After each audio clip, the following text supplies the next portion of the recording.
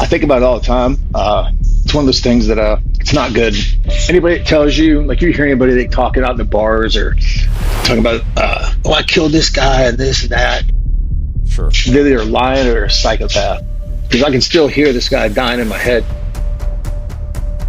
I can see his face because we said when you do your bow down or such, you get to walk around, you get to see everybody, and you get to see what you did.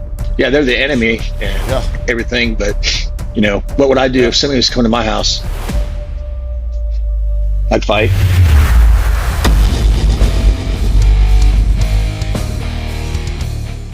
Our special guest today on Rodney Hood Talks, a former United States Marine, an Air Force combat controller, a CIA GRS operator, and a recipient of the Bronze Star with Valor. He's also a 3-time Kyokushin World Heavyweight Champion, a Muay Thai World Champion, with a professional fight record of 57-1, including 37 knockouts. But more importantly, he's a man who will tell you today he's been saved, washed clean, and in his words, bathed in the blood of Jesus Christ. This is not just a fighter. This is a life story you don't hear every day. Pretty typical, I guess, Midwest kid. My parents were divorced when I was real young, before I was a year old. Kind of grew up in broken homes, that kind of deal. Moved quite a bit across the United States. Not real close with my family, brothers and sisters. Kind of got separated. Moved back to East Peoria when I met you as a freshman, and started breakdancing with you in the crew for a little bit. Which people probably don't know about that, but we did a little breakdancing and yeah. Just another part of your pretty story. You can do four corners pretty good. I remember that. And a lot of this too is this will backtrack for a second. I wouldn't be here today. Honestly, I wouldn't have the life I've had full of abundance if it wasn't for Jesus Christ and the Father. They blessed me beyond measure. Until about 4 years ago, I'd have never known the life I have today. I always thought that it was my hard work, that I was special, this kind of deal, that I got all these achievements or these accomplishments, all these blessings. And it's not the case at all. I've been given so much that even preparing for this interview, it's kind of overwhelming to me to look at it on paper and say, why do I have all these things? Because I definitely don't deserve them. And hopefully through our conversation, I can reach a couple of people that can do some understanding on their own, and have a little bit more appreciation for the life that they got and their family around them. The main thing I always remember about you is always getting into fights, and that seemed to be when you heard the name John Bates. You heard somebody was getting into a fight. Yes. What do you think influenced that? What I mean, what happened to where you wanted to fight everybody? That's a great question, and I tell you that I had that same question for a lot of years until I kind of grew up a little bit. And I had an older brother. He's actually about your age, a year older. His name was Thomas, and he was always heavy. And we did everything together. We did fishing together, everything. And people were mean to him. They'd pick on him because he's fat, that kind of stuff. And I saw how it hurt him. My own parents kind of treated him that way as well. And it literally broke him. And I always remember I was too little to do anything about it. And I started wrestling. I started learning karate. So as I got older, I become like a teenager. I realized that I could start doing stuff about it. And if I saw somebody acting inappropriately, I should say, or picking on somebody, I stepped in and got me in some trouble. But I never started it. It was always in defense of somebody else. And I think it's because I saw my brother grow up that way, and I knew how much it affected him and how much it hurt him. And it ruined his life. He passed away at 43 years old, and it had a lot to do with the way he was brought up and those kind of influences on his life. Even today, I'm 56. If I see somebody treating someone like that, there's a switch still. I pray to get rid of that anger. Hasn't gone away yet. I always get up and punch somebody right in the mouth over it. It's something that sticks to me. And I won't stand for it. I think it has to do with my brother. I really do. What happened to get you into martial arts then? I know you started that at a young age. I started wrestling first at the boys club, and I enjoyed wrestling. And then I started doing judo to help my wrestling. and that just went into Taekwondo. And then I think it was 13. No, correction, back up. I moved to Vegas when I was in sixth grade, and we lived out there for a couple of years and started learning. And which wasn't a good experience. My mom was married 5 or 6 times.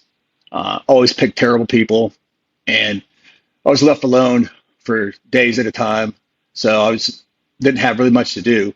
But there was wasn't a boys club, but it was like a little youth center that was up where we used to live. And I started learning karate there, and I really picked up on it really quick. I trained pretty hard, and I just caught a passion for it. And then when my mom wanted to move to California, we moved back to Illinois, and I was like, I'm tired of moving. I asked my dad, "Hey, can I stay with you?" And he really didn't want me to stay with him. He was a police officer. I didn't see much of him. So I kind of put him on the spot, but he let me stay with him. And then I met a guy named Bob Hannigan, who was a professional fighter. He had a school called Hannigan's Karate School in Pekin, Illinois. And I started learning there, and I was basically there every day from the time school got out till 8, 9 o'clock at night. Got my black belt pretty quick. And I went from, being 15, 16-year-old kid to somebody that could beat up grown men pretty easy. I think I was a junior, and we were at the Hardee's there in Pekin, which everybody used to hang out at the Hardee's there, right? And you're talking to some girls and this and that, and there were some people in the drive-through, and they were grown up there like men, they were smoking, they're like grown men. And these guys said something to me because I had on like an OP like half shirt.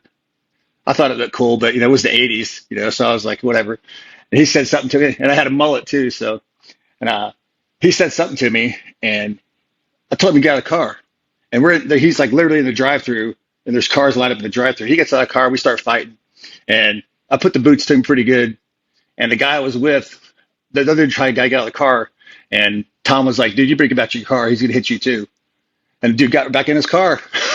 I left the dude just laying there. And of course, it did wonders for my reputation. Oh, I'm sure at that age. I had a lot Lord. of anger. I was just didn't know how to deal with it a lot because I didn't feel like I ever belonged anywhere. So like the fighting, the training gave me an outlet, so to speak. Thank God I had that, because I'd probably been a drug addict or something like that if it wasn't. The Marine Corps is always perceived as the best, the hardest, and I could never see myself being in the Army or any of that. I wanted to be a Marine. I wanted to be a recon Marine, and that's all I wanted to do. Once you decide you want to be in the Marine Corps, that's what you're going to do. You can't listen to anything else. And I enlisted. I went in open contract, which don't ever do, because that's the Marine Corps picture job for you. And I graduated meritoriously out of boot camp, so I got promoted out of boot camp. And I went to my school, which is they named an ammo tech, which is worked at an ammunition yard, which is something I hated. And I got sent to Okinawa for my first duty station, right? Well, when I got there, I was what they called a pretty good Marine, I guess, because when you're in the Marine Corps, you have always they called the 10% of people that are just dirt bags, and that's true. So when you're around a bunch of dirt bags, it's easy to look good if you work hard. That's what I did. I worked hard, always performed well, and I got put up on a couple of meritorious promotion boards, which I got meritorious promoted 2 more times when I was in the Marine Corps there. But also made me a little bit more aggressive. I started hitting people a lot. Just in my company alone, I beat up 7 people that year. And they had a guy named Sergeant Cook, and he put I still got it in my scrapbook. It's you had a little legal pad, and it said the Bates hit list. Who will be next? Right. But I never really got in trouble. Yeah, my father was a police officer, and I couldn't do anything in town without somebody knowing what I did. Well, I was at a girlfriend's house, and her ex-boyfriend came over, and he didn't know I was there.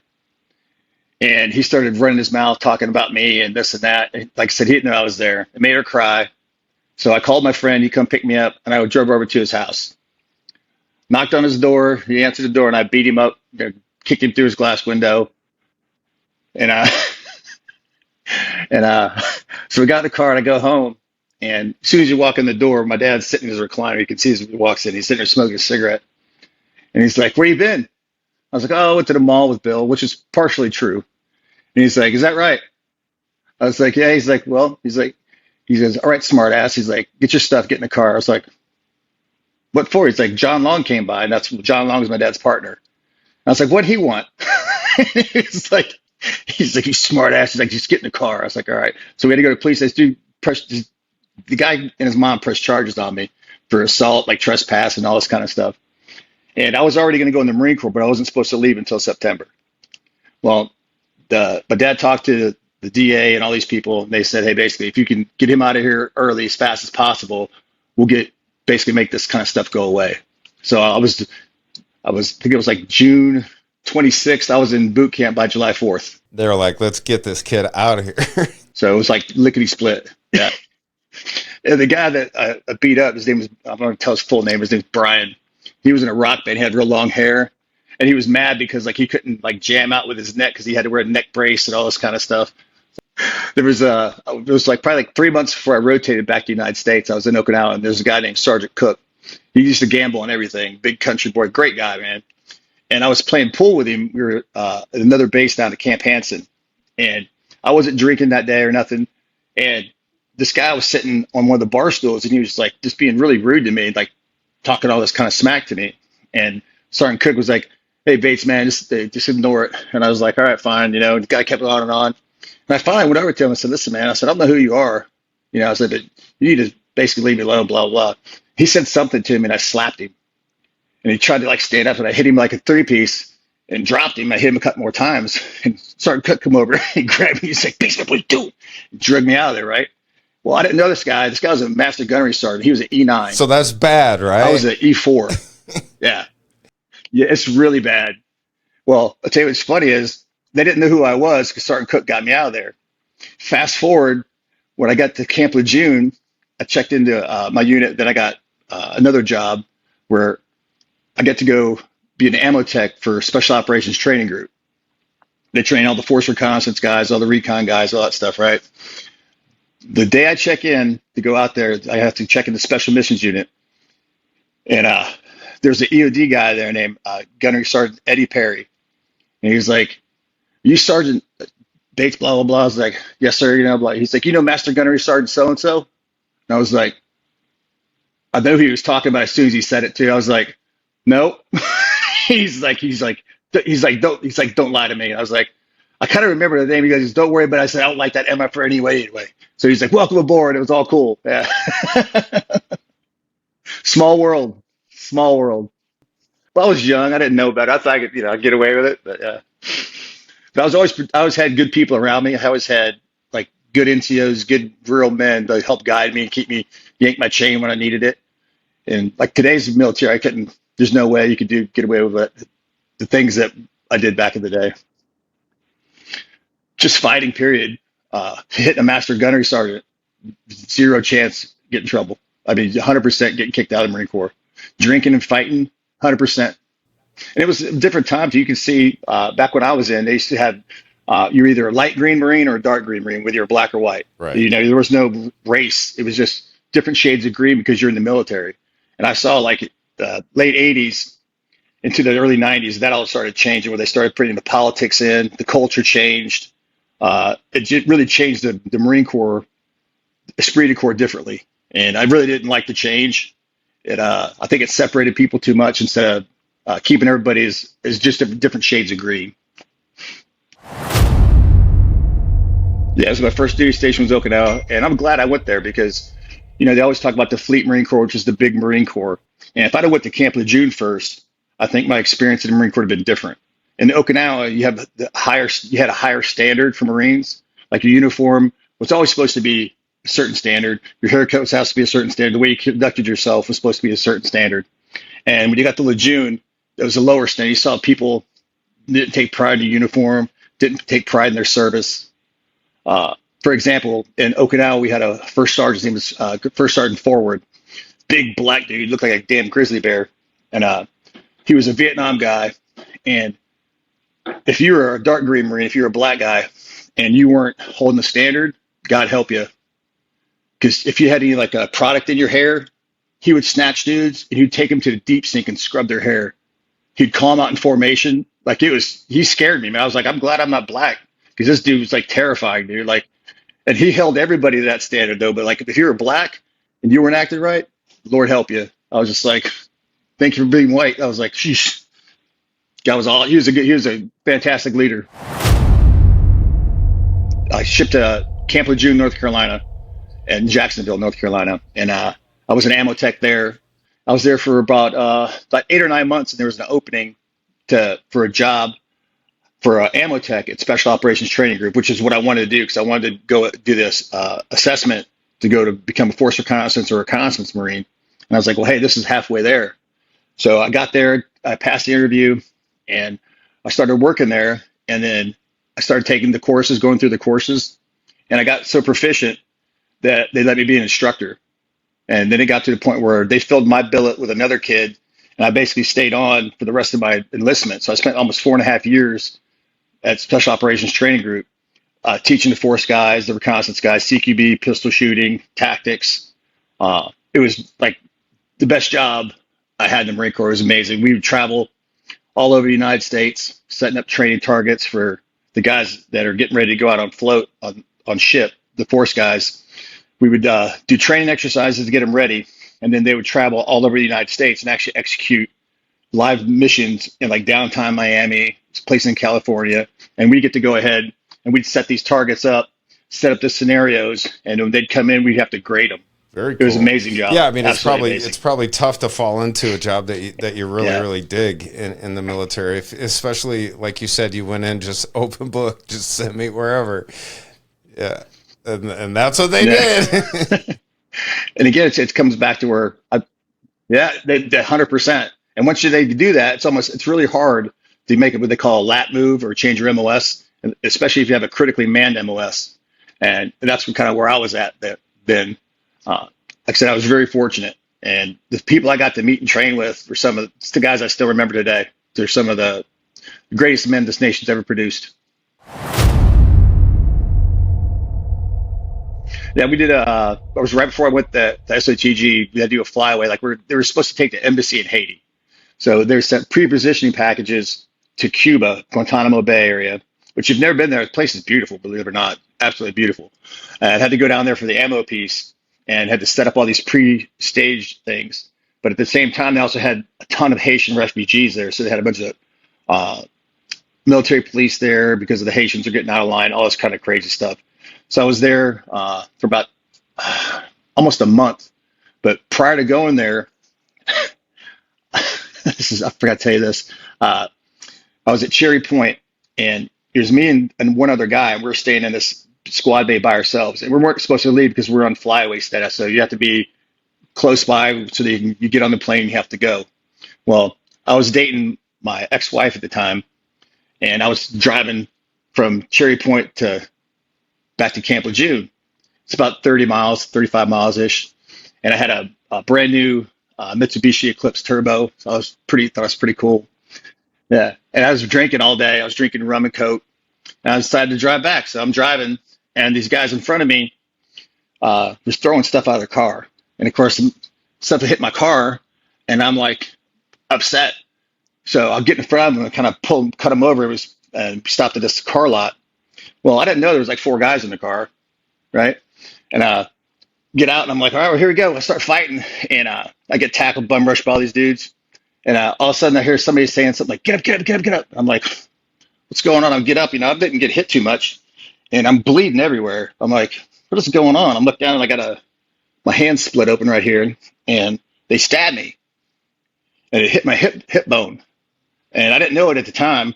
I stood up, and I'm like, where's everybody going? I was still amped up, half drunk, and I'm bleeding everywhere. And I looked down, and I'm like, oh, I had my Marine Corps silky shorts on, which, real sexy shorts. And I'm like, oh, no. I was like, all right, so I can't go to medical. I can't go to the hospital because I'm not supposed to be away from the base. I'm going to get in trouble. So I drove to see Dave Petrie because he was dating 2 at the time and Yen's sister. And I show up at their house. I knock on the door, and they're like, what the hell? I'm bleeding all over the place. I'm like, listen, man, I said, I can't go to the hospital. So they took a staple gun and stapled me up. Come on. And spent the night there. Staple gun? Dead serious. Dead serious.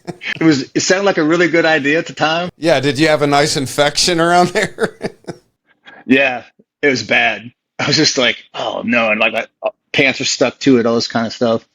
And I went to the corpsman. I'm like, hey man, he's like, what did you do? And I told him the story. And he's just like shaking his head. He's like, man, he's like, you can't tell anybody about it. I was like, I'm not gonna tell anybody about it. So we had to dig everything out, cleaned it out. It was miserable. Yeah, do not, Things you do when you're stupid, PSA, you know? folks, do not use a staple gun to put a knife wound back together. I'm sure the staples were all sterile, and you guys all scrubbed in and put your surgical gloves on before any of this drunk-ass dumb shit happened.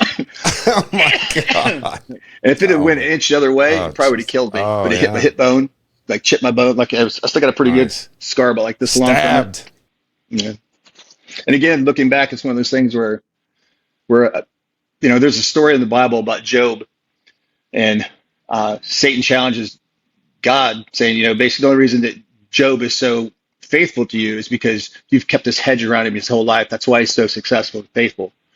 And he's like, if you remove that hedge, I'll show you just how faithful Job is. He'll curse your name. And so God's like, all right, fine, do what you want, but you can't kill him. So he loses his wife, his kids, they all die. He loses all his wealth, his body's broken. He's completely broken, but he never lost his faith. And that kind of suffering, you don't understand it. Job didn't understand it. He was crying out, wondering why, because he felt he didn't do anything wrong. But it was God's way of preparing him for what was coming next. And what God did was he gave him tenfold what he had before.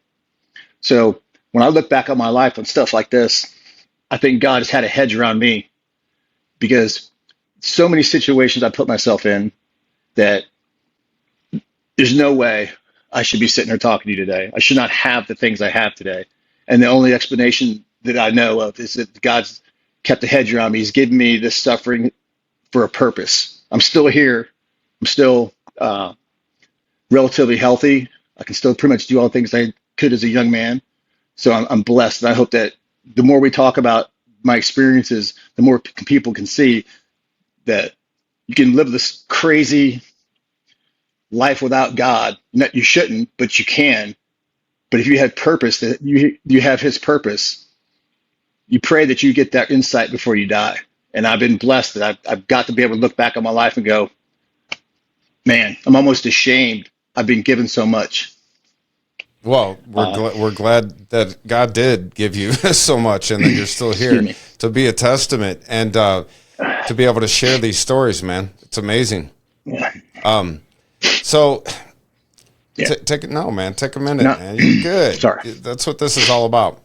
I was going to say that when I got the Special Operations Training Group, like I said, it was like a dream of mine, because I got to work with some of the legends of the force reconnaissance community, the reconnaissance community, and they didn't welcome me at first because you have to earn everything, and which I was good with, and they knew I fought. I was a fighter, and the command was amazing. They heard about you. Yeah, yeah. Camp Lejeune was kind of a small town, and I was fighting professionally then too, and people kind of knew me a little bit, and plus they knew like all the bars, kind of all the Marines go. Like I didn't take, like, if you step to me, I'm going to hit you. Like that simple. I didn't take a step back. I didn't care if there was 4 or 5 of you. We're fighting, because it's one of those things that it's like, it always reminded me of my people picking on my brother, and I was just like, no, you're not getting away with this. And right, and getting the opportunity to go there and have those guys give me the faith and trust to make me an instructor and be training other guys. They made me the primary hand-to-hand guy. It was just one of these, it was like a dream come true to me. And just being able to learn from some of these guys was something that most people don't get to get. And I had a whole, like 10 or 12 of them that I worked with every day that were just the pillars of the community. They're just fantastic guys. And once I earned my place, they knew I fought, and they'd give me time to train. They'd give me like 96. I get up on Thursday. I had to be back on Monday. I would go to Virginia, Maryland, or whatever, and I would fight, and I'd come back. I'd come back with broken hand, broken foot, and they were good with it. Any other command would never let that happen. Another thing, just, yeah, and they did. It was just another testament of how fortunate I've been. And like, yeah, I couldn't see it then, but I can see it now. I'm blessed that those guys like Bill Sellers, Gus, Eddie Perry, Nick John, uh, who else? Captain Jones. These guys are just, I still remember the names because they did such an incredible job of mentoring and leading me. Well, I was going to say, what would you say to a young person coming up, maybe that has a little bit of no aim where they're going in life? Maybe they're getting in trouble here and there. I mean, would you suggest that the military is a good idea for them? If you asked me that question 10 years ago, I'd had a quick answer for you. I was a true believer then. Once I've been to war several times, and you understand what that entails, it's not romantic. It's not sexy. The loss that you see, and when you find out too that your government's so corrupt that you shouldn't have been there to start with. It's one of those things where the military is good for young men. Yes. Would I recommend it? I'd be a hypocrite if I said no. But knowing what I know now, I would not let my son do it, just because of just the absolute mass corruption of our federal government. If I would, any advice to young people, I would say find your purpose early, especially young men. Find something that you enjoy and get really good at it. First thing you should do is find your faith for sure, because you can lose everything else. But if you've got faith and you pray and you give your life to Jesus, it makes a huge difference. I'm living proof of it. I wouldn't be sitting here today if it wasn't for His grace. So if you're a young man, you need to find your purpose early. Like you. How long you been working on your comedy? Yeah, well, probably for, more than 30 years. Yeah. Still doing You're it. still working. You're still working on your purpose. There's so many people that never find that, or they give up. Never give up on that stuff. Never ever give up. Because I had my own parents. My mom would tell me all the time that like me fighting was like I wasn't going to win. I wasn't going to do this. I wasn't going to do that. The only person that really ever believed in me was Chris Fincham. He was the only person that actually really believed in me. And that, as a young man, when you got all this angst in you, and you don't have a purpose or you don't have direction, you can pick the wrong direction. And I was just fortunate that all those fights I got into didn't land me in jail, that I didn't kill anybody, or somebody didn't kill me, or prison. 100%. I can't tell you how many people I've hit where they fell and hit the concrete with their head. It's stuff I didn't think about then. Now I think about it all the time. I'm just like, oh Lord help me,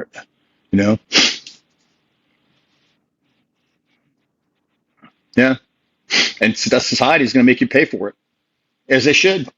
If you're not doing what you're supposed to be doing, which 90% of the time I wasn't. I was drinking, places I wasn't supposed to be.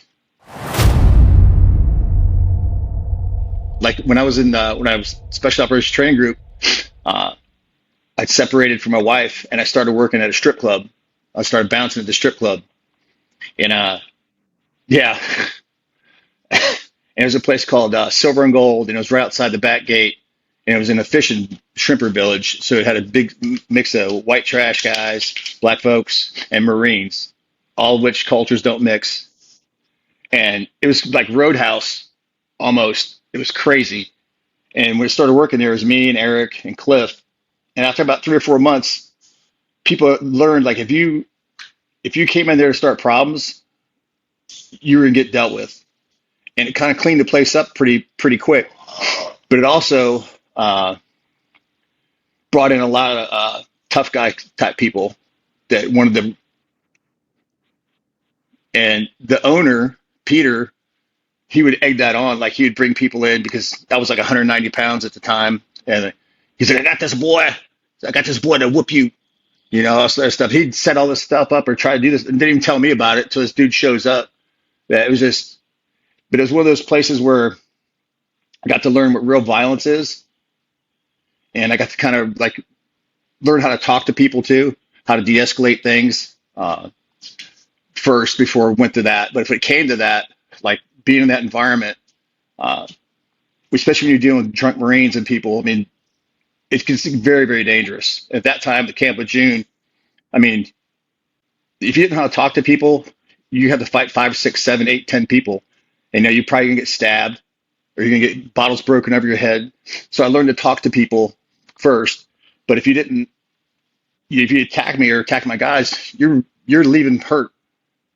And it was was it November 1995? We'd had a male review, and all the ladies left, and then the guys came in. There was a bunch of Marines, a platoon there. I think they were going away or something. And I wasn't working that night. I was just there hanging out. Well, we have a foyer, and this guy started some problems, so we escort him to the front foyer where he swings on me, and I wasn't even working. And I fall down, and he jumps on top of me. So I'm hitting him while he's on top of me. And then everybody else starts piling out of the bar, goes piling in the parking lot. And everybody's fighting me, Eric, Kevin, and Cliff, all fighting all these dudes, right? It is crazy how I broke my foot, but none of us really got hurt. When it was said and done, there was like 3 ambulances showed up, and Cliff was going around pepper spraying people. He had this big fogger. He's pepper spraying people. And well, this black dude comes out. He's a staff sergeant, I guess. You know, I was a sergeant at the time. And he's like got his finger in my face. He's like, "I can't believe you're a sergeant of Marines putting your hands on other Marines." And I was like, "You better get your finger out of my face." I was like, "I don't think you know, like, yeah." I was like, I was trying to be polite with the guy, but I was like, "These are your Marines. Why aren't you controlling your Marines?" And he did the thing to me. So I hit him, dropped him, knocked him out, and like split him from here to here, like someone took a pair of scissors. So he's knocked out, right? Cliff comes up with this bear can size pepper spray and just blasts this dude in the face while he's unconscious. It was crazy. I'm sorry, that's funny. I could just picture he's already laid like out, filleted open, and you blast him with pepper spray. Here you go. This is good for cuts, I hear. That was Cliff's go-to for everything. Like, if you started something, he'd blast you. That he had a big can of it too. I mean, it was a great equalizer, but it was just like one of those nights where we got done and we sat there kind of like, you know, when the bar closes, you guys are sitting around having your shift drink or whatever.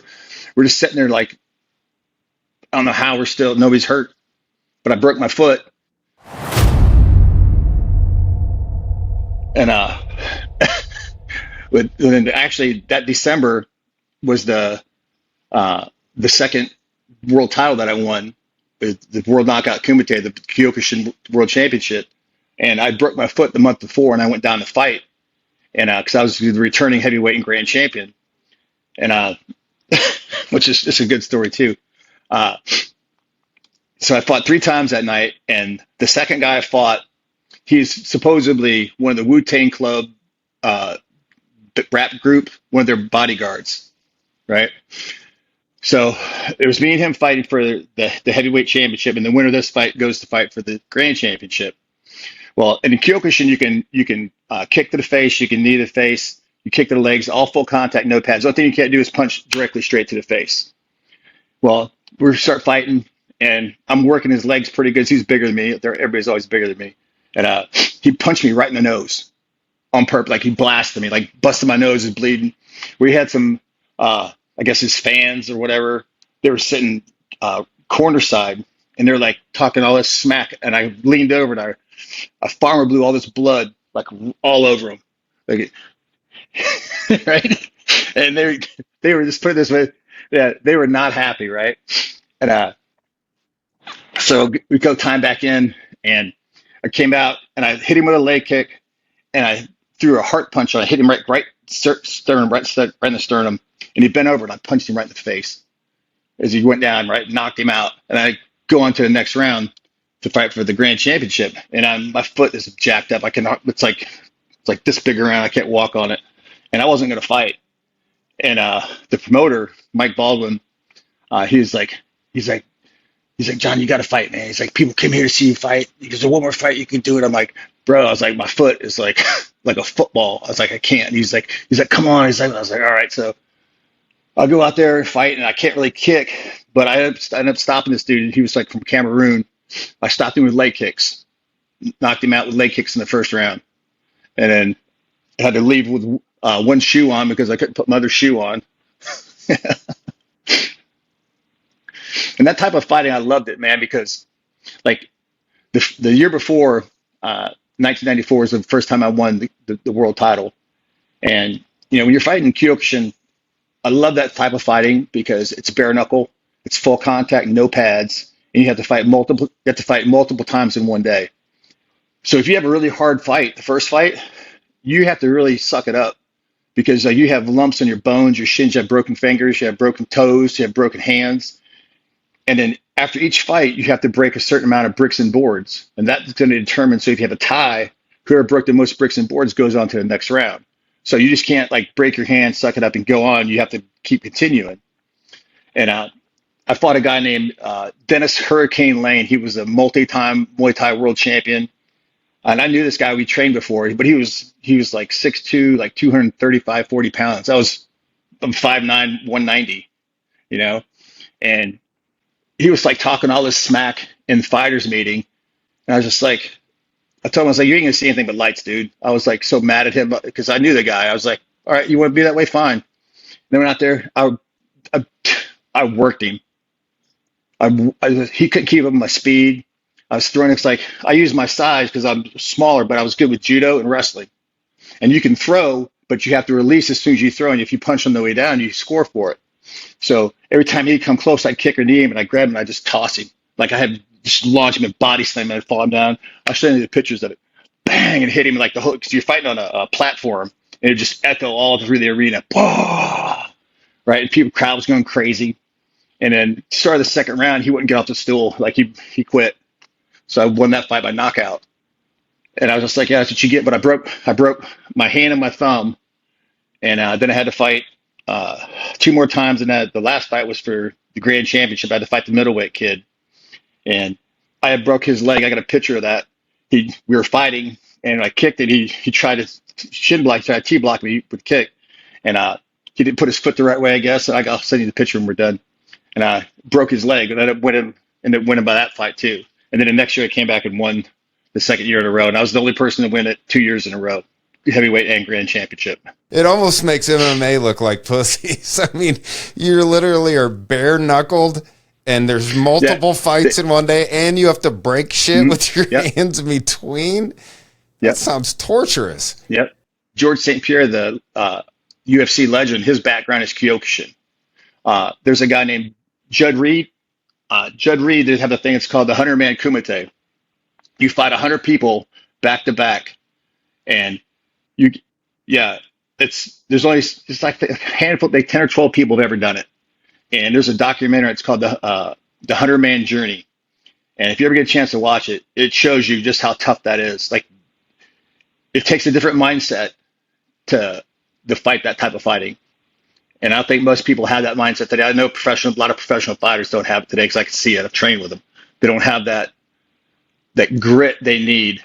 They'll complain about not being where they want to be, but they're not willing to put the work in to be where they want to be. I was always willing to put the work in. I was always training in the winter. I was training when no one else wanted to train. When no one would come out to train, I was training. There's a place called Tommy's Training Center that people used to come to train to. It was an old house. It didn't have any walls in it. Didn't have AC or heat. So in the summer, it was miserable. In the winter, it was miserable. And people would come out once or twice. And then when they do the training, they wouldn't come back. So anybody that showed up that stayed, you knew they were pretty decent people because you had to earn your spot in that place. Let's put it that way. And I think that's what I knew, that if I'm out there in the wintertime kicking bags and kicking tires and doing all this, that, people that lived in Florida that I was fighting, they weren't doing it. And so I knew that maybe it gave me a mental edge to me. I thought it made me tougher than the rest. Even if they were talented or bigger than me, I knew I'd put the work in. I knew I was meaner. It takes a special type of mentality to do shit like that. I mean, let's just be realistic. You got to have that, like almost psychotic. Yeah, I know. To you, me, it was normal. To me, it was normal. But those people who know you personally, it doesn't surprise them at all. But yeah.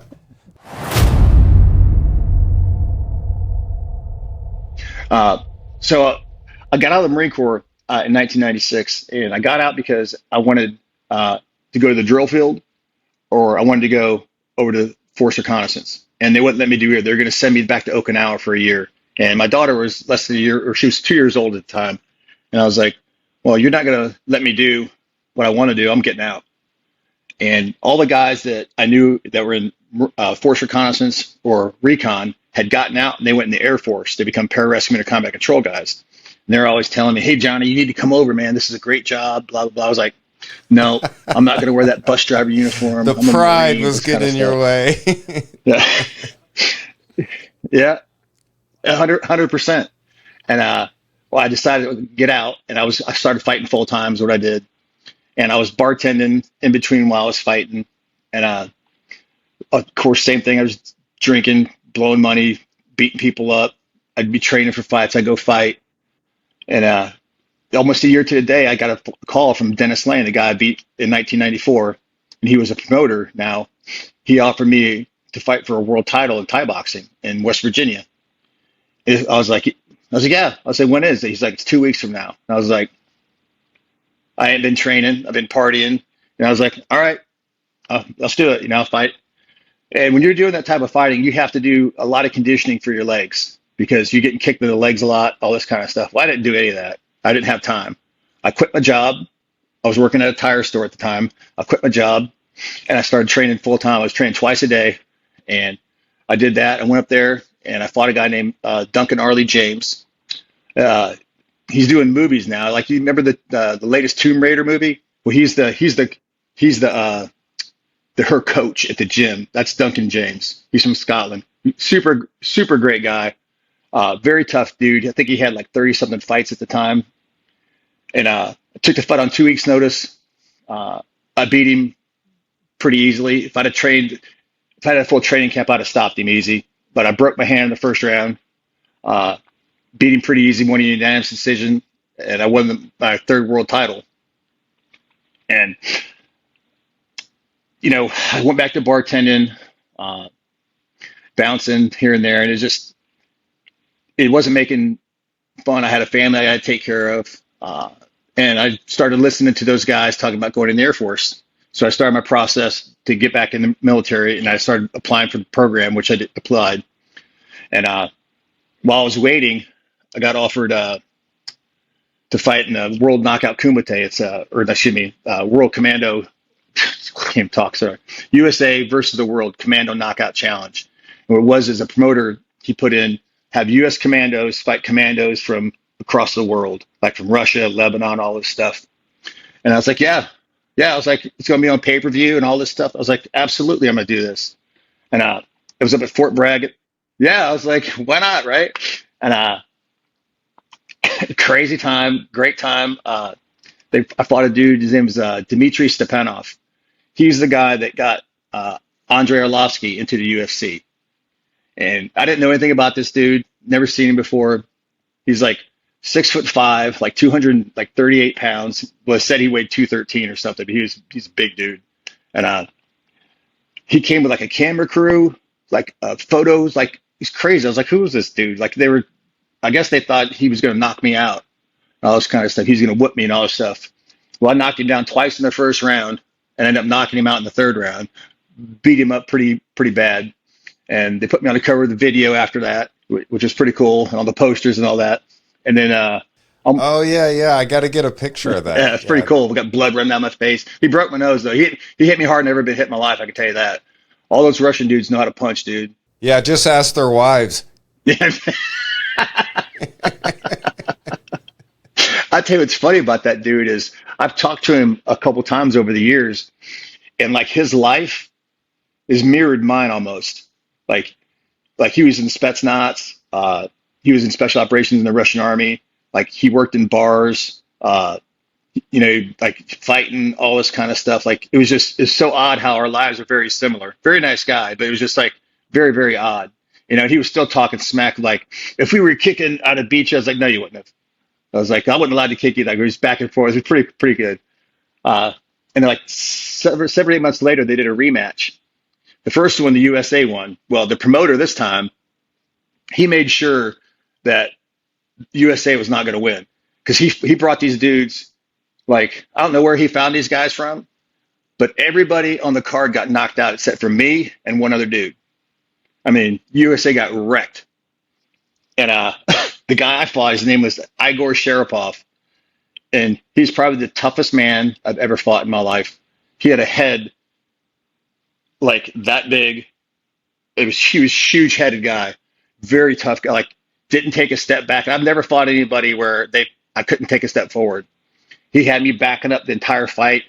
I won a close decision, but it was very, very tough. Very tough guy, man. I was just like, whew. And then about a year after that, I went into the Air Force.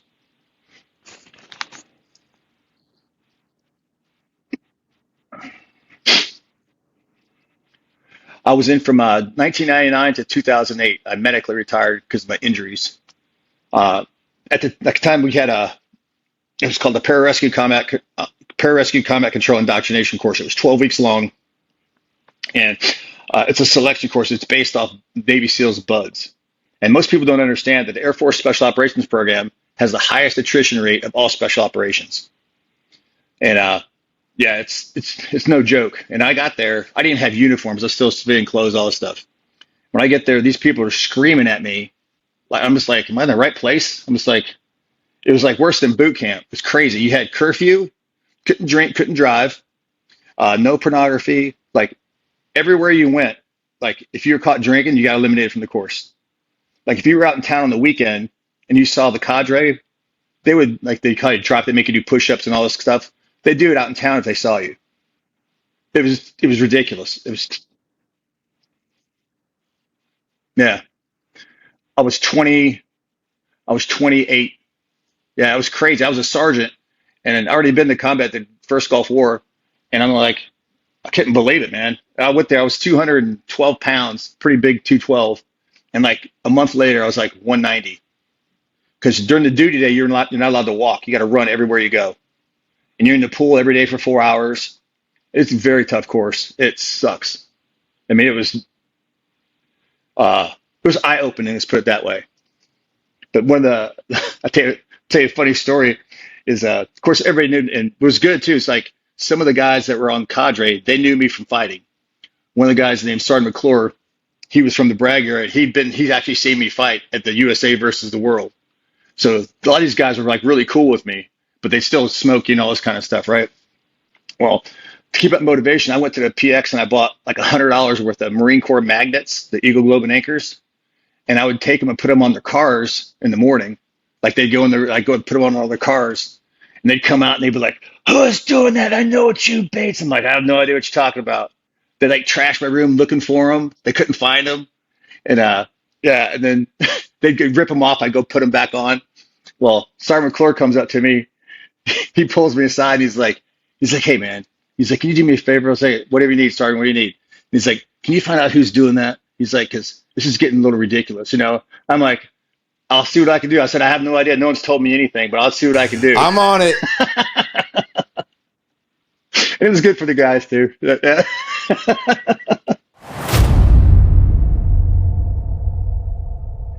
This is in San Antonio, Texas, and that's your first part of school. So if you pass that part of school, then you go to Special Forces Dive School in Key West, and then you'll come back to the base. Then you'll go to do like military free fall.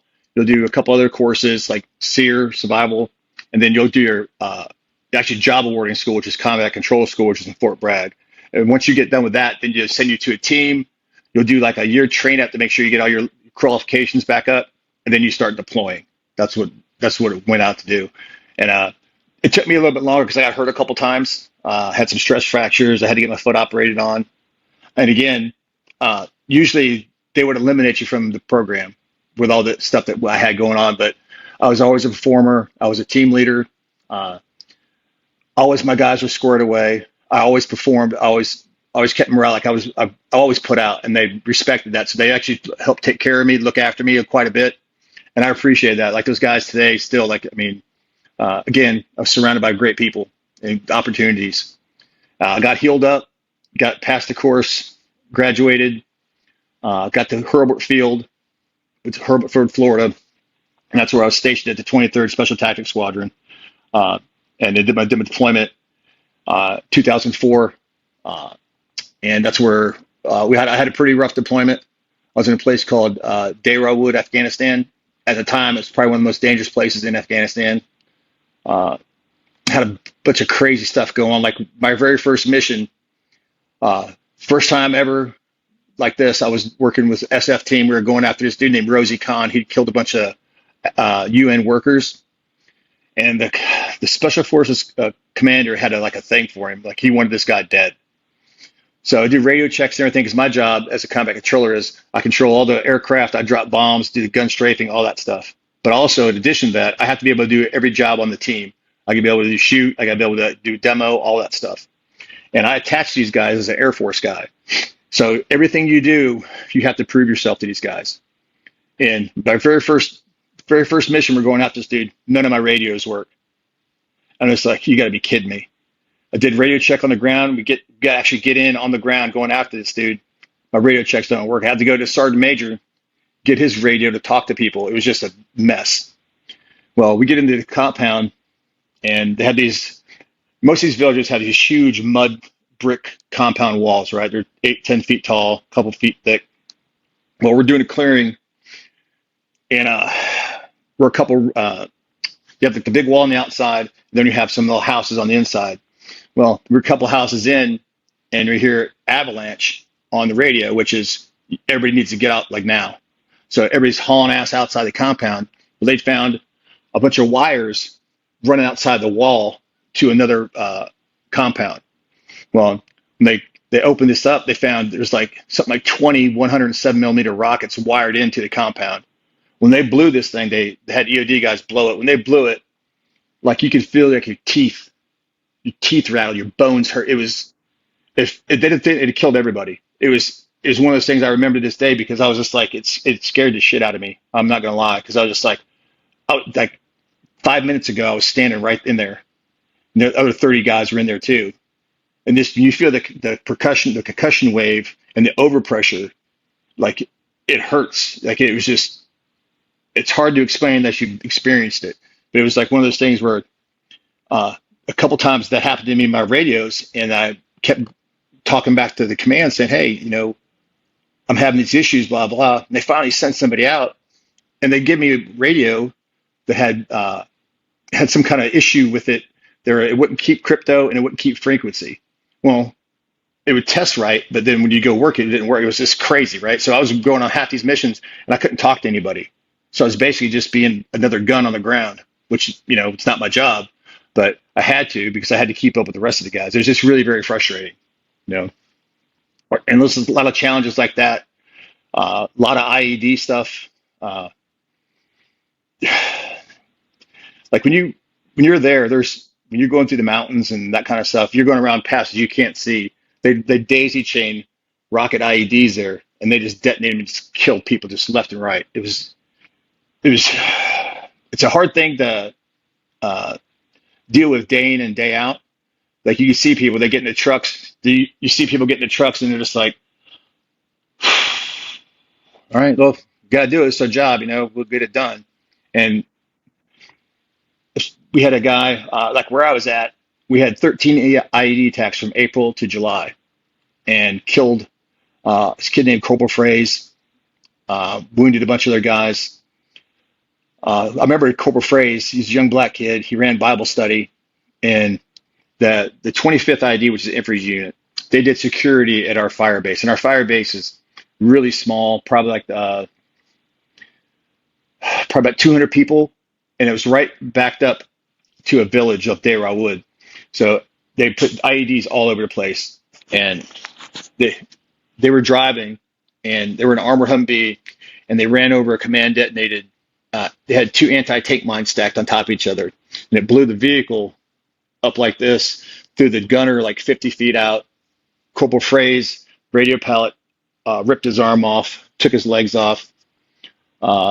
The team leader was killed. The staff sergeant in the back seat, he survived. He wasn't even hurt really that bad. I think he chipped a tooth or something. The gunner got thrown, broke his back, took a bunch of shrapnel on his neck.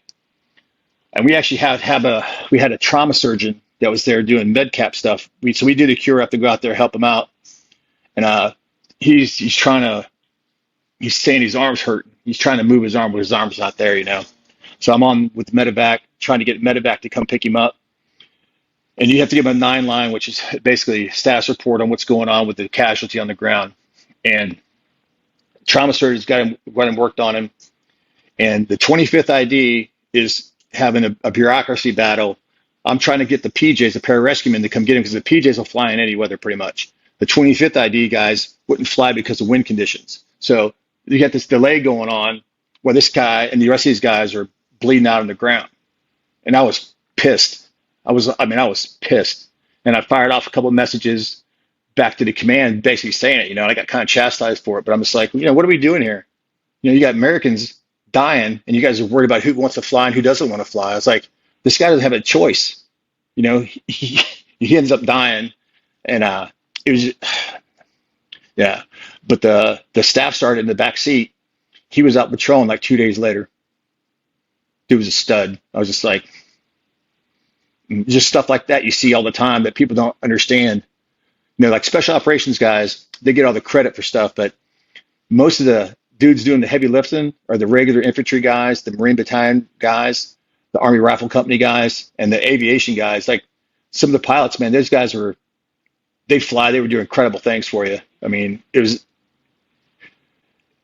had your good and bad, but when it went bad, it was bad, Yeah, it's one of those things too, is like, I can be honest with you, like there's times where we were doing things where I was like, I'd rather be no place in the world right now than right here. It's just, you get that such of a high because that at any moment things go really, really bad, but you've got guys here with you that are willing to do the same thing. And people back here, in like the civilian world, they'll never understand that. Like, you talk about, that's why I think so many people have issues when they come home because they don't have that camaraderie. They don't have that purpose. And they don't have faith too. I didn't have faith then. I was just me, and I look back on that too. And like all those times, if I'd have got killed there, I wouldn't have been saved. I'd have been, my life had been eternally damned because I was living my life for me. And now that I'm this age, I can look back clearly on things and just be like, I'm absolutely blessed. And I've got to have a purpose. I don't know what it is, but it's got to be for something. And that's why I'm trying to do things right this stage of my life. For the last couple of years, I'm trying to live my life as best as I can, help out as many people as I can, reach out to people. People ask me about my story, I'll try to tell them. Years ago, I couldn't even talk about it without crying, breaking down. I wouldn't even talk about it. Now I have a little bit more resolve with it. I have more resolve with it. I have more peace with it. And then was it 19 July? That was a week before I was going home. Our intel guy, Andy, they were picking up chatter on the radios about this guy, and his name was Zainullah. He was one of the top guys in the Taliban, and they're picking up, triangulating his radio contact and his cell phone calls. This dude was literally like 3 miles from us. Like you can look at our fire base, and the village is right here. He was on the other side of the village, going up on the mountain, making phone calls. That's how close he was to us. So we had to get a plan together to go. We're going to do a raid on this village. It's called Buriki, and they've had a bunch of firefights there since. But and there was like 7 compounds spread out over about 1,000 meters, right? And we had the imagery and all this. And the fire support plan was we were going to set the area, and then the Afghan National Army was going to come through, and then they were going to clear the village, and then they weren't supposed to go past the compounds because the mountains are there. And then if something happened, I was going to have the base fire artillery rounds into the mountains, so it's going to stop the retreat from any bad guys. That was the plan. So we do an overland, which is you're on foot, and we cross over. We probably walk about 2 miles, 3 miles after we get out the vehicles. And this is where, you're stuck about stuff happening with your podcast, like the pixelation and things go wrong. Well, we're crossing the river and I trip and fall. I broke the sling on my rifle and I broke my NVGs, which I didn't know my NVGs were broken until we got in position. So we move across the river and then we separate at a certain point, right? Our insertion point, we move up from that and then we get to our insertion point, and then the team split up into 8 different teams. We had 8 3-man teams, and we were going to go hold the area, and then once we were set, the Afghan National Army was supposed to come through. So it's me, the team leader, and the medic. We start moving, and when you have imagery, everything looks different when you get on the ground. So imagery is just a reference a little bit, right? And that's important with what's coming next. So we start moving, and as soon as we get set, we're outside this compound, and we think we're far away because of the distance. It's nighttime; it's hard to see exactly where we're at. And we came through a little bit of a cornfield. Well, as soon as we get set, we start taking fires, like pretty accurate fire from where we just came from, and we didn't know if that was the Afghan National Army coming, and so we didn't want to fire back, just because we didn't know. So we start taking more rounds, and Rob, the team leader, he's like, "Hey, put some rounds down there." So I'm holding rear security. I'm like, "All right," so I put some rounds down there. I couldn't see whatever I was shooting. I was like I saw the flashes were, so I just fired some rounds at it, and that kind of stopped. Well, we get set again, and Rob and Mike are facing forward, and I'm like kind of almost shoulder to shoulder with Mike, and I'm facing to the rear, holding rear security. And I put my NVGs down, and they don't work because they're broken. I'm like, oh man. Night vision goggles. Night vision goggles. Yeah. And I'm on the radio talking. I had a AC-130 gunship overhead, like watching us and like giving me what's going on. He's giving me reports that there's 2 guys working on a car, blah, blah, blah, all this kind of stuff, right? And then all of a sudden, he cuts off all communication for some reason, and then he flies away, which he wasn't supposed to leave because they're not supposed to leave till daylight. So he leaves us with no eyes on the ground above, so we don't know what's going on after that.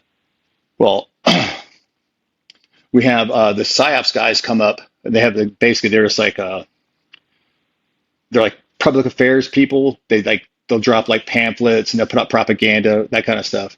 Well, they come up with the interpreter, and all our guys are set. And he basically comes over a loudspeaker and he tells everybody, if you're a military age male, you need to come out, put your hands up. If you have any weapons, you need to put your weapons down. And as soon as he said that, everybody started shooting. All these compounds started opening up, and like we're getting stitched up left and right, and we're returning fire. And it's like almost twilight as the sun's coming up, so it's still pretty dark, but you can see where the sun's coming up, so you get that little bit of clarity in the vision. And I'm holding rear security again, and I see somebody coming through the cornfield, and I'm like, is that one of the Afghan guys? I didn't know, because they're supposed to be already here by now, and they weren't. And I leaned over and I told Rob, I said, hey man, I said, I got a guy come through the cornfield, and he's like, kill him. And I was like, never shot anybody before. And I was like, all right, man. I was like, he got a little closer, I could see like a silhouette, and he was carrying an AK. I put some rounds on him, and he went down. And then 5 minutes later, another dude, same, like almost identical path, shot him. He goes down, and I can hear him dying. He was like making like agonal noises, like and all this kind of stuff. And then the firefight jumps off again. Everybody starts shooting. Me and Mike and Rob, we get pinned down. RPG gets fired right over us, hits the compound in front of us. And that's when we realized how close we were to this compound. We thought we were like 50, 60 feet away, but we were like 20 feet away from the compound. So we had to like crawl backwards and try to get distance from this thing. And there's a drainage ditch where they had irrigate the cornfield. Well, going through that, like my weapon, everything's covered in mud. And we roll back over. The sun's coming up a little bit. And we see this woman. She walks right past us. She didn't see us. She walks right past us. She walks over to the dude, the last guy I shot, grabs his AK and starts picking up. Well, Rob had he had his MBGs. He turned on her and he put her down. And then that compound opened fire on us again. So I turned around and daylight's coming up, and I see a head come up over the wall like this. And I was getting ready to take the shot on, but I couldn't see a weapon. And at that time, rules of engage, you had to see a weapon. And I should have shot him, but I didn't. And I didn't shoot him. And I come back down. Well, he fires an RPG. As soon as he fired RPG, the next gun team took a shot at him because there was like a hole on the other side of the compound. Took a shot at him and hit him. And it hit him through the hip, and it broke his pelvis and hit him in the femur because we've had to treat him. Anyway, and that's something I struggle with today because you could have killed us, and I should have shot him.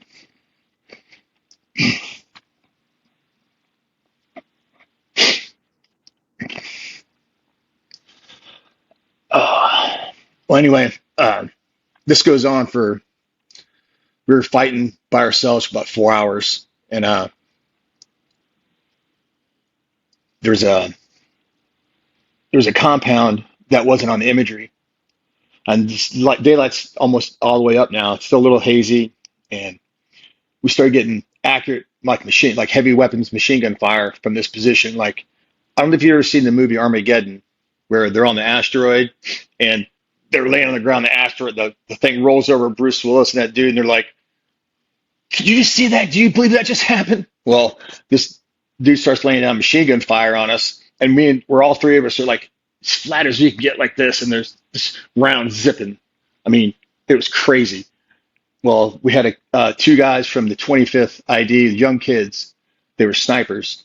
Well, he was on the other end. He shot that dude, killed him, and saved us. He was like 19 years old, made a hell of a shot, killed that dude, saved our lives.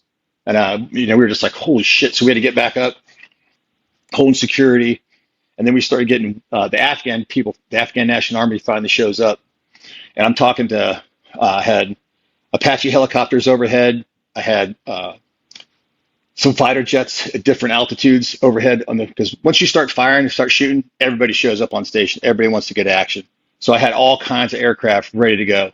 The only problem was we had people spread out and people moving everywhere, so I couldn't use any fast movers to drop bombs. I had to use the Apache gunships to suppress with. And then they had some of the Afghans got wounded, and they'd bring them to our position because that's where the medic is. And our medic, his name is Mike. I'm not gonna give his last name, but they wrote a book about this SF team I was with. It's called Roughneck 9-1. They were in the Iraq War. These dudes were the best special operations team I've ever worked with. They did everything the way it was supposed to be done. They were professional, and they were all killers, man.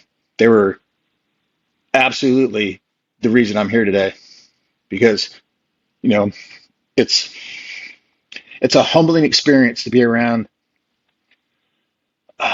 men that can operate like that, because they had families just like I did. And anyway, excuse me.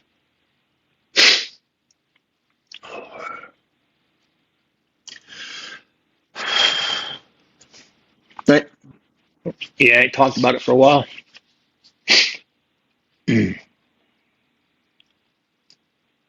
we start getting the Afghans brought to where we're at. So I'm watching Mike go to work on these guys, and one dude took some shrapnel through his neck, and his whole neck was like wide open. And yeah, and Mike's he's working like 6 people at the same time, and absolutely, he saved all of them. He saved every single one of those dudes. And there's no way several of them should have lived, but he did it. He saved them, and I got to watch it. It was amazing. So we finally get the area secured. We start getting medevacs come in, getting all the wounded out, even the excuse me, the Taliban guys wounded, getting them out. And we captured about 30 people, killed something like 25, something like that. Well, when the sun come up, we had to go do a battle damage assessment, all the casualties, all the dead, all this kind of stuff, right? Well, that woman that walked past us, she was probably 15 to 20 feet from us. She was like 70 years old. like somebody's grandma. She's going out there to kill us. It's something I'll never forget. Her laying there on her back with her mouth wide open, you know, old as dirt. And I was just like, I was trying to picture my grandma doing that, and I couldn't.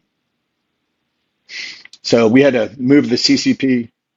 Yeah, it's just the mentality is is is something that people here don't understand. Like I can't tell you how many little girls I've seen with their noses cut off or their ears cut off because they wanted to go to school there and listen to Western music. Yeah, and you're important. Yeah, it's, I had girls. I had all girls. I had two girls at the time.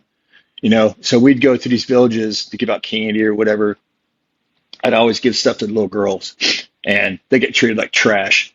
And to see them, like I said, they're missing their nose or their ears are cut off.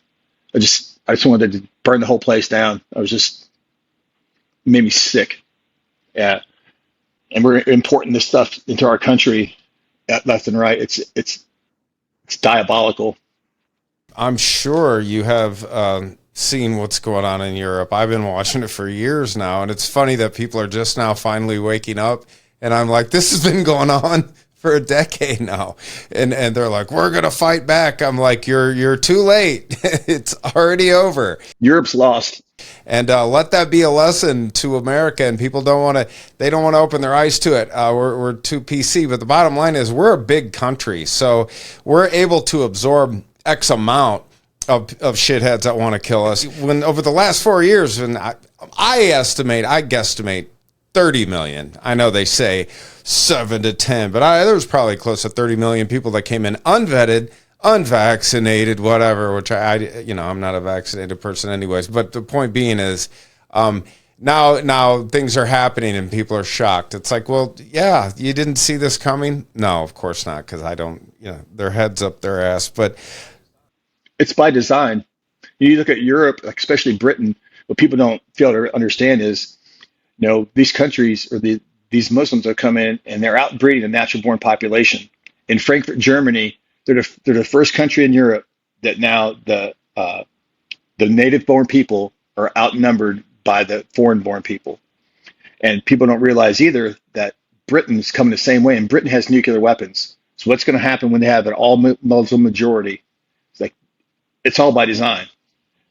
Yeah, these people, they're incompatible with Western values. They hate you. They will lie. It's all in their book. They can lie. They can do anything they want as long as it serves Islam. And it's just insanity to me that we're allowing this stuff to go on. If anybody that's been over and seen what I've seen, and I'm nobody special. Trust me, there's guys who've done way more than I have, been more rotations, all this stuff. But you've been there one time and you see the evil of these people. Like in Iraq, they're putting suicide vests on kids with Downs.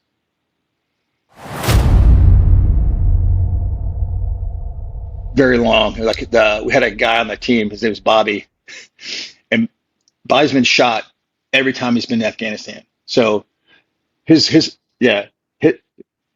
threshold for any of their nonsense was zero. So when we do like vehicle checkpoint stuff, you're not supposed to touch the women and all this kind of stuff. He didn't care. Like he would snatch them, pull them right out. And the week before we had this big gunfight, we were at the bazaar, which is like their local flea market thing, and we're like doing a show of force, all this kind of stuff, meeting with the local people. Well, he had those collapsing batons, a ASP, and he showed it to one of these teenagers. Well, the kid took it and stole it, and ran off. Right. So Bobby's high order about that. Right. So not only did we get this gunfight all day, all night, and all day, it's crazy. We're leaving on foot. We got all these people. We got prisoner walking out with them. I got Apache helicopters like right overhead. It was like something out of a movie. It was so cool. And we're flying out. We get in the trucks. In the back of the Hummer, we're leaving, and we're coming through the village. And all of a sudden, Bobby jumps out of the back of the truck, and we're like, "What?" All the brakes. Everybody gets guns up. We're like, "Well, the kid that stole his baton was at like one of these little vegetable stands. He jumped out and went over and kicked this dude right in the face and hit him like 3 times. He's like, you think it's funny stealing from Americans? You blah, blah, blah. And everybody's like, dude, like, what do you do? Like, because we just fought all day. It was like, it was crazy. It's still today, it like gives me goosebumps. I'm just like, he didn't tell anybody, he just did it, and I had to talk to the Apaches, make sure they're overhead. It was just, everybody was just like, dude, what are you doing, man? But I understood it because he was just fed up with it, man. And it was, and we get back to the base, and you do a thing called priorities of work, which is, you clean weapons, do all this stuff, team stuff first. And everybody just kind of sat there, didn't say a word, just kind of, just like, kind of like, you believe that just happened? And then we did the debrief and everything, and we go through what happened, and me, Bobby, or me, Mike, and Rob were like, yeah, you remember that machine goes? I said, yeah, you believe that shit? Like, it was crazy, right? We're like stuck to the ground, like, and you kind of make light of it, but it,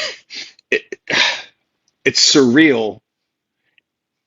And I remember right before the PSYOPs guys made that announcement on the radio or on the loudspeaker, I was taking a knee, doing security, and then gunfire goes off, and I'm just like, I'm supposed to be home like in 7 days. I'm gonna die here today. That's what I thought. I was like, I'm gonna actually die here today. I've never been so scared in my life. It was crazy. Like, and for the amount of gunfire and actions that went on that day, we didn't lose one guy. No American was wounded. I have no idea how that's possible, but we slayed the enemy that day, though, and God was on our side that day for sure, 100%. Anybody that tells you, like, you hear anybody that talking out in the bars or talking about, oh, I killed this guy and this and that, they're either lying or they're a psychopath. Because I can still hear this guy dying in my head, and I can see his face. Because like I said, you do your bow down, such you get to walk around, you get to see everybody, and you get to see what you did. Yeah, they're the enemy and everything, but what would I do if somebody was coming to my house? I'd fight. And we shouldn't have been there to start with. And not like then I didn't see it that way. I was like, yeah, good for them, outwardly, but inside it was eating me up. And when I got home, like, I guess, like, I didn't realize that I had PTSD or all that kind of stuff. I was drinking more. I was freaking angry. I didn't have like enjoyment of a lot of things, and I didn't like recognize it. I guess like a lot of people, they self-medicate, they try to do other things, and I did all those things. I was lied to myself about it. Like, yeah, they deserved it. I got a medal for it.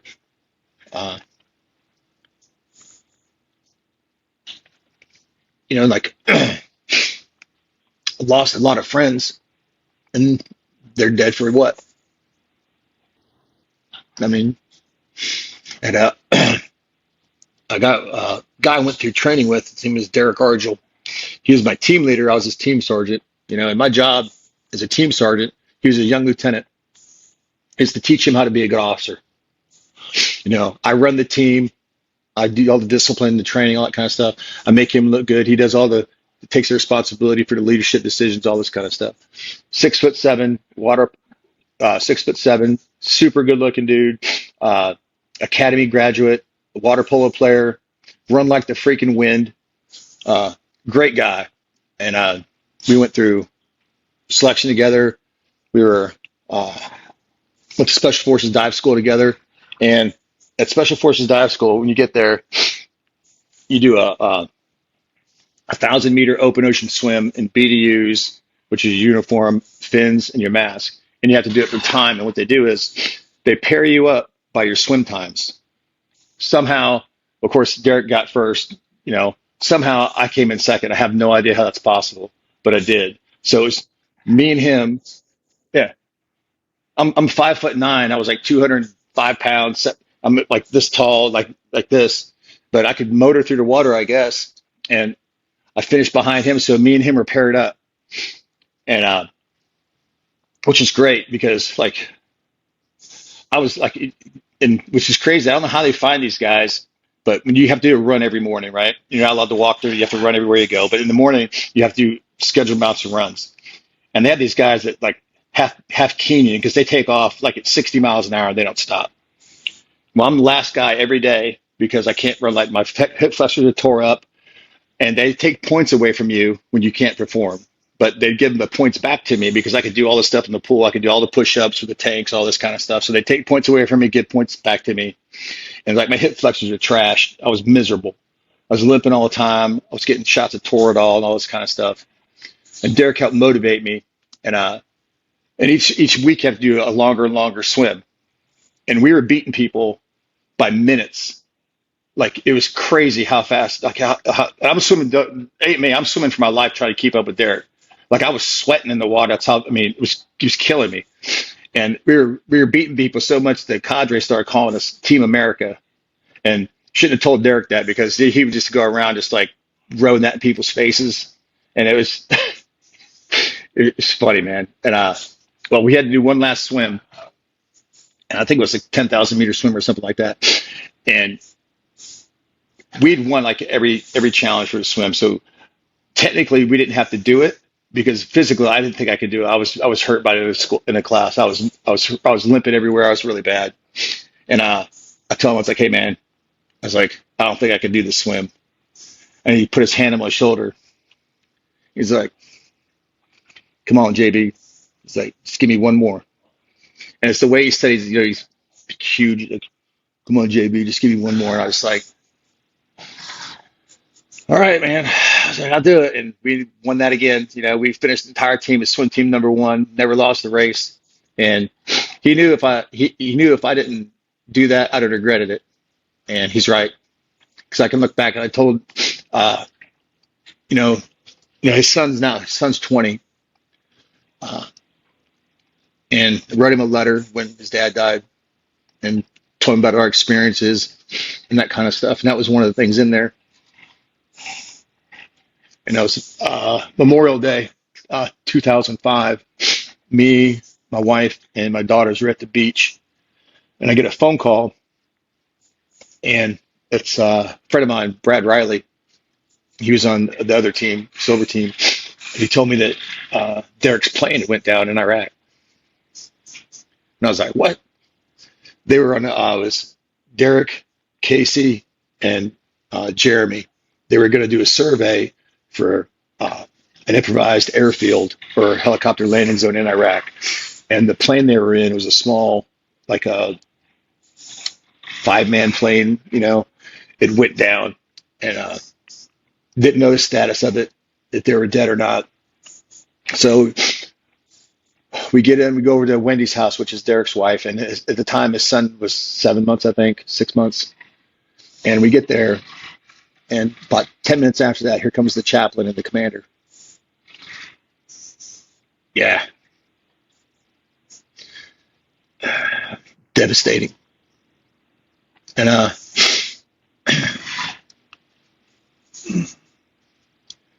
fast forward to that, and they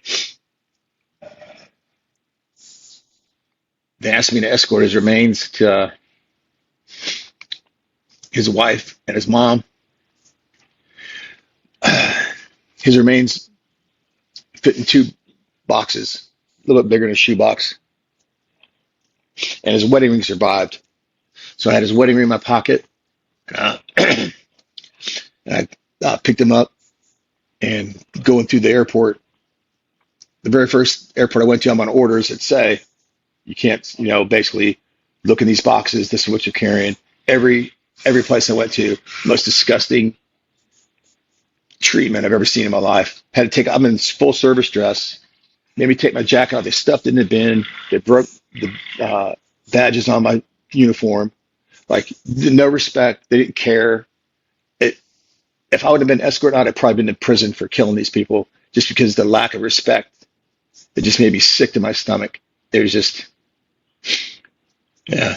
So I took that out, half his remains to his mom, and then I flew back to Florida.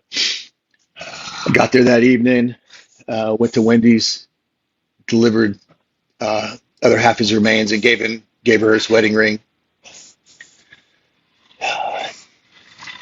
Just the look on her face. The pain. His son gets to grow up not knowing his father. One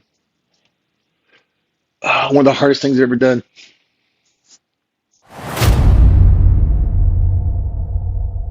Yeah, so that exacerbated a lot of stuff that was going on with me. That time right before that, I was basically like the training guy basically for my team. Like I ran like the firearms, all this kind of stuff, because of my experience, right? And then after my experience in Afghanistan, the DO, which is like the number 2 guy for the unit, was like, hey, you're going to be in charge of the training for the unit. Basically, you need to do blah, blah, blah. I'm like, all right, roger that. So I started going to some of these courses and validated a course. Well, I came to a course here in Little Rock called Direct Action Resource Center. And it taught urban warfare, CQB, that kind of stuff. So I went to the course. It's a 5-day course, and each day gets longer and longer until you're doing basic operations. So you'll learn the tactics during the daytime, and then at nighttime you're doing force on force with simunition. It's like a paintball, and you're fighting an opposing force. And each day, the day gets longer and longer and longer until you're operating on sleep deprivation. You're doing your planning, and you're validating the tactics that you're doing during the day against a well-trained force. So it's one of the best. It's some of the best training I've ever done. And I went to the course, and the guy that owns the place, he asked me if I wanted a job, and he wanted me if I would come up and start teaching when I got time. And I was like, yeah. So I'd take leave, and I'd come up here and I'd teach. And it got to the point where, he made me basically a training director. And so I'm teaching, special forces guys, SEALs, FBI, all these guys how to shoot, all this kind of stuff, right? Well, at the 23rd STS, which where I was in Florida, at the opening, actually, we have a 3-man team here in Little Rock, a 3-man combat control team that they do like DZ stuff. It's like admin stuff they do stuff like that. And we had an opening here, and I couldn't deploy anymore because I was injured. I had injuries from my back and a bunch of other stuff. And so I was like, well, I can go up here and I can teach at Darcy while I'm still in the military. And that's what I did. So I came up here, I took the position, and I started teaching when I wasn't in the military, wasn't working during working hours. And then the guy offered me, he's like, well, if you can come on full time, I'll give you X, Y, Z. And I'm friends with this guy. I've been working with him for a couple of years. And I'm like, sure. So I took my medical retirement. I retired at 16 years, 9 months. And I could have stayed for my full 20, but I really wasn't happy. I couldn't operate. I was like doing survey stuff and basically sitting behind a desk, and I couldn't do it, man. I was miserable. So I took the medical retirement, and no, I was miserable. And you gotta understand too, this whole time when I'm here, I'm drinking, I'm beating people up at bars, I'm still doing like not good.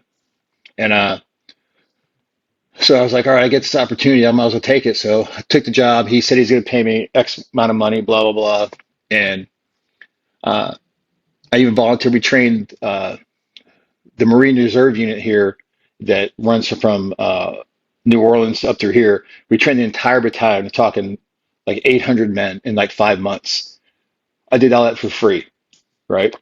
And when you're doing these courses, you don't switch out instructors. So when you do the urban warfare, when that urban warfare course starts, I don't go home until the course is over. So I'm working anywhere from 16 to 24 hours at one period.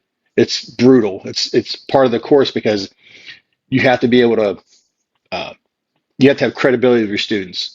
If you keep switching guys in and out, it doesn't work that way. So plus when you're suffering with these guys with the sleep deprivation and you're still operating at a high peak, they can see that they can do it as well.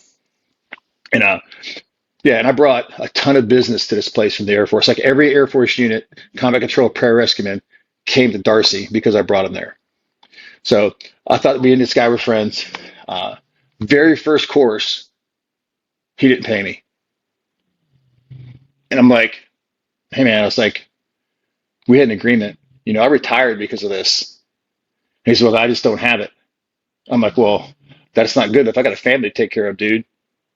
And I resigned. And then he went out of his way trying to smear my name, which didn't work. Anyway, but it was just, so then I had to start contracting, which contract security contract. I had to start looking for jobs that I had my skills with, which I didn't have a college education. All I knew was carrying guns, shooting, my reputation, and that's what I used to get jobs. So I stood up. The Navy started a combat. What do they call it? Can't think of the name of it now. Expeditionary Combat Skills Course in Mississippi. They bring out in all these guys, and they assign you to do these jobs, and you had to like basically compete for these jobs. Well, I ended up being outperforming everyone, so I took over the rifle, pistol, and the tactics piece. Met a guy named Paul Markle, he's got a show now called Student of the Gun. Great guy, super smart guy. He was one of the guys that worked for me. But the politics that was going on at the time there, I couldn't stand it. Well, another job opening came up with the same company called the Fox Team, and it was going to be doing there'd be sensitive site exploitation in Iraq. So basically what we do is we would go in and do post-bomb analysis on IEDs, and we try to find out what the IEDs were made, who made them, the path they came from, that kind of deal. So I took the job as a UAV team leader with that guy. So what we would do is we'd go out when that happened. I'd put the UAV in the air, and we'd fly the security over top, see what's going on, that kind of stuff. Deployed doing that. Actually was in a place called FOB Loyalty for about 2 months, and I tore my bicep, and I had to get sent home. I had to have surgery. So that set me back. So I was out of work for like a year with that, and of course, drinking, still fighting.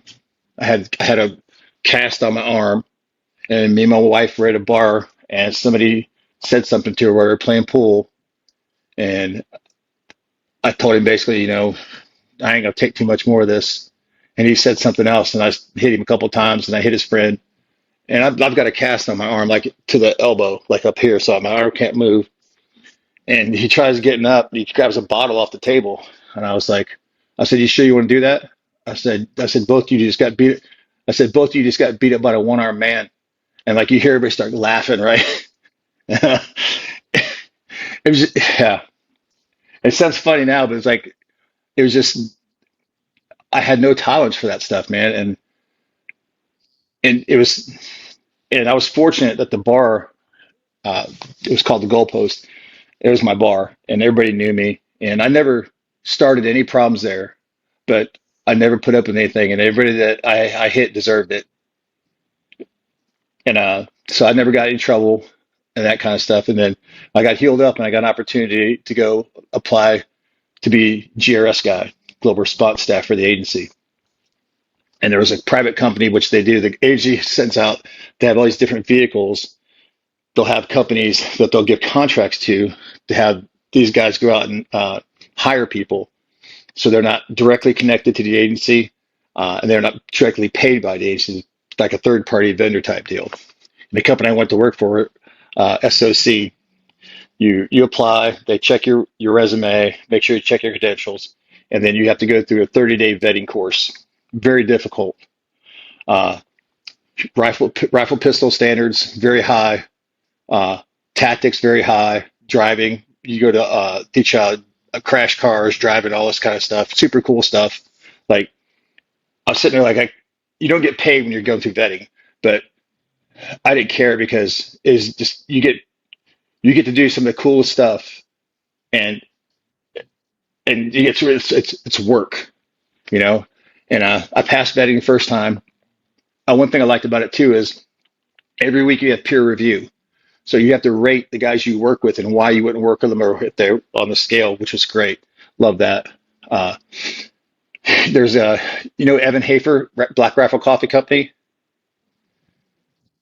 Okay, well he used to work at Darcy with me.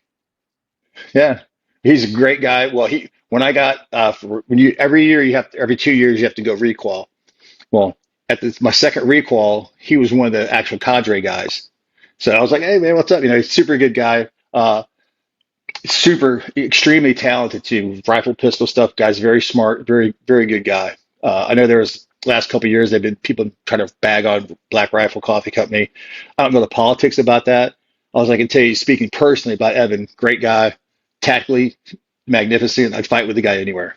Uh, anyway, so passed the course.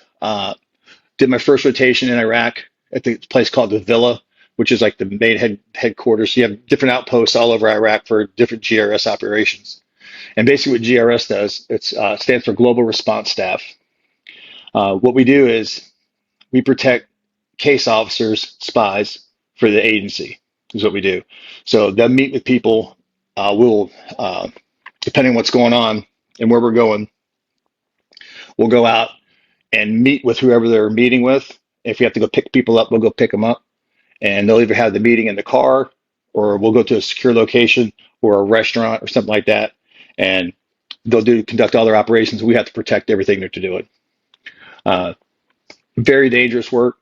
Like if you've ever seen the movie Zero Dark 30, there's a scene in there where the doctor kills. He's wired with a vest and he blows up a bunch of people at the base. Well, that was the GRS guys that got killed, because when you're a GRS operator, when it comes to security operations, you are the authority. You have final say on everything. That person in the car with you, even the chief of station, doesn't have a say. Well, everything the GRS guys said not to do, this chick override him. Like, no, he's a good guy. Like, get rid of all security protocols, everything, and then killing a bunch of guys. She got killed too. But the politics is what sickens me. Those guys should not have been dead. They were trying to do their jobs, and they got sacrificed, basically. So you see stuff like that. I saw that quite a bit. And my first rotation, I was at the villa in Baghdad. I did a 90-day rotation. I'm not going to talk about like operational stuff too much, but I can tell you that a lot of the people that work in that agency are so anti-American. It is disgusting. It is like you have like these case officers, like they hated us. We were people that saved their lives. These people think that they're Jason Bourne. They have zero skills, survival skills. They wanted to do like self-drive stuff where like two case officers would go out in Baghdad and pick up an asset by themselves. One a female, by the way, too. And I'm like, they're brainwashed to believe insanity.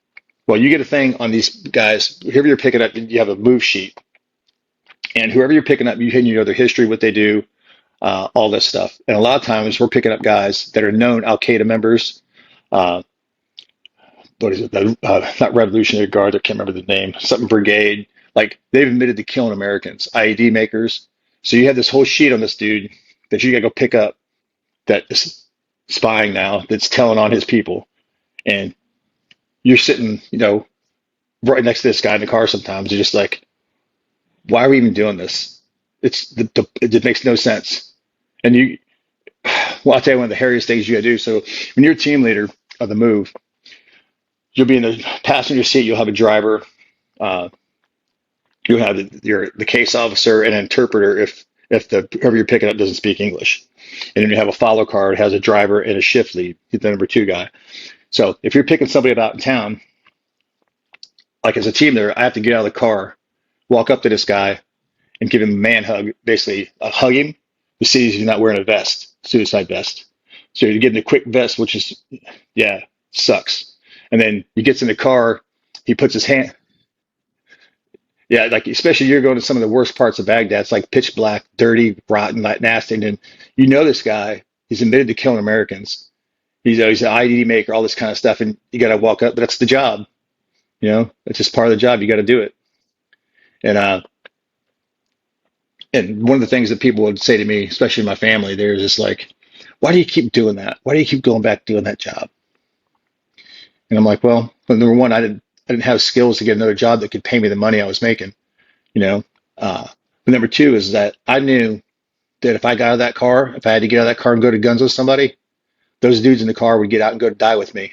I wasn't going to die alone. I know that for a fact. And, like the Benghazi example, prime example of that, those dudes disobeyed the chief of station, the chief of base, to go save the ambassador, which if they had got to leave earlier, they probably might have saved him, and they gave their lives for that. And it's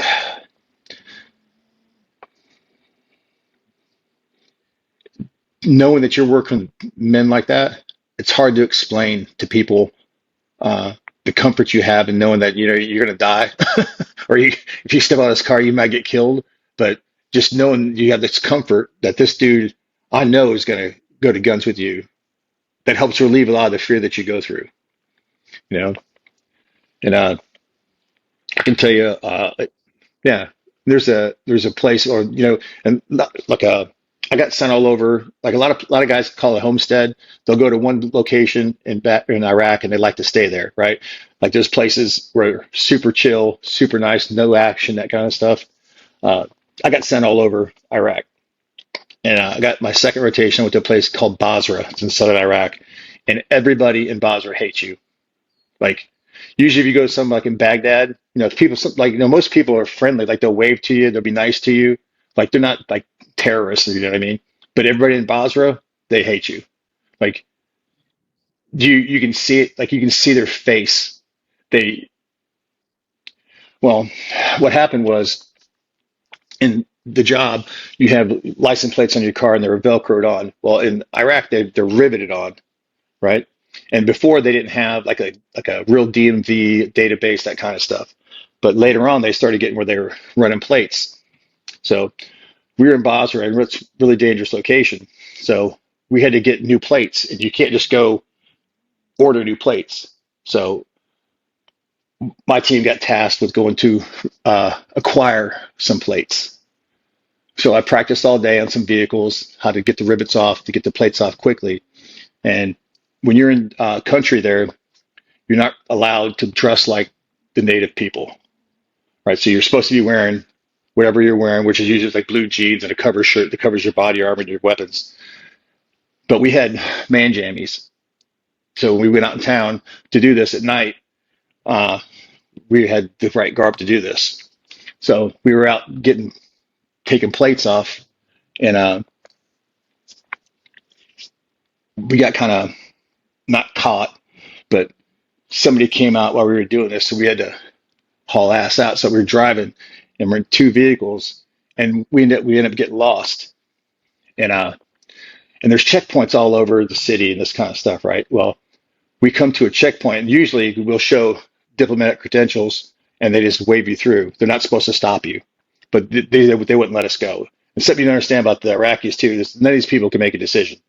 Like if they're a policeman or a soldier, they got to ask 20 people, and that guy's got to ask 20 people, right? Well, this move was the team leader is a guy named Dodge. Everybody goes by call signs. His name was Dodge.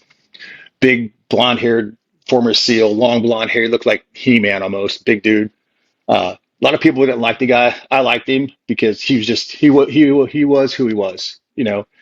Good operator. So we get stopped, and they're not letting us go. He gets out of the car so he can de-escalate, right? So he starts talking, and it just goes on for like 30, 40 minutes. And then gun trucks start showing up, and we're like, oh, shit.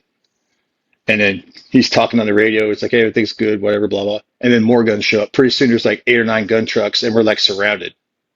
And of course, each guy that runs each truck can't make a decision, so you got to call somebody else. Well, I guess the last guy that shows up was acting pretty sketchy. And Dodge, he comes on the radio, and he's like, hey, everybody come off safe. That means you go weapons hot. So we come off safe, and we start getting assignments in the cars. I'm like, hey, I got this guy, I got the gunner on this truck, and we crack seal on the doors. And I can tell you right there too, it's the pucker factor goes completely up. And I'm sitting there, I'm just like, I hate this job right now. I'm like, I'm gonna dominate, because if we didn't with the guns, we all got killed. We were way outgunned. And I was just like, oh God, this is terrible, right? So got no spit in your mouth. Your heart's going like 1,000 miles an hour. Everybody's trying to look cool. Like, yeah, we're good, but everybody's like, oh shit, And God bless Dodge, man. Dodge was just like, he was super chill about everything, right? Well, finally some other guy shows up, and he's like, talking the dirt tongue. And I can see Dodge. Yeah.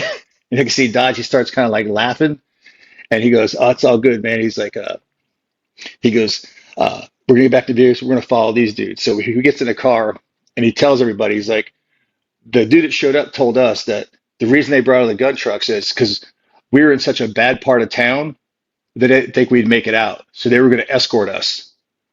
I was like, "All right, that's cool." So we go back to the army base they got, right? So these guys in the trucks, a couple of them were speaking English. So we're talking to them. And a lot of these dudes are just like us. They're just like regular, like army dudes. And the one guy is like, "I hate it here." He's like, "This town, this place is terrible. These people are terrible." He's like, "I've been shot." He like pulled his sleeve up and he showed me he's got shot. He's like, "I've been shot here." He's like, "I hate this place." But it was just, they hated their job. They hated what they do. And I was like, "You sound like army privates." It was kind of funny. So we're there for like a couple hours waiting to get released. And they have a version of their CIA. This guy shows up in this beat up ass car, and he comes out and he takes all our passports, and he goes away for like 20 minutes. He comes back, does our stuff, and then they escort us back to the base. We do our debrief and all that. And then like a week later, we have a required meeting that the chief of base, which is the head CIA guy for the base, he has to go downtown and meet with the local people, like the local politicians and all this stuff. And to get to this place, it's literally a floating bridge that does this. It's like on barrels, and it would fit one car. And it's like, and that's the only way to get to this little island place. It's like, I'm like, who thinks of this stuff, right?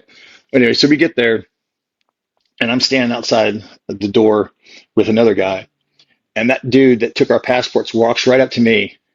He's like, "Mr. John." He's like, "How are you doing today?" And I was like,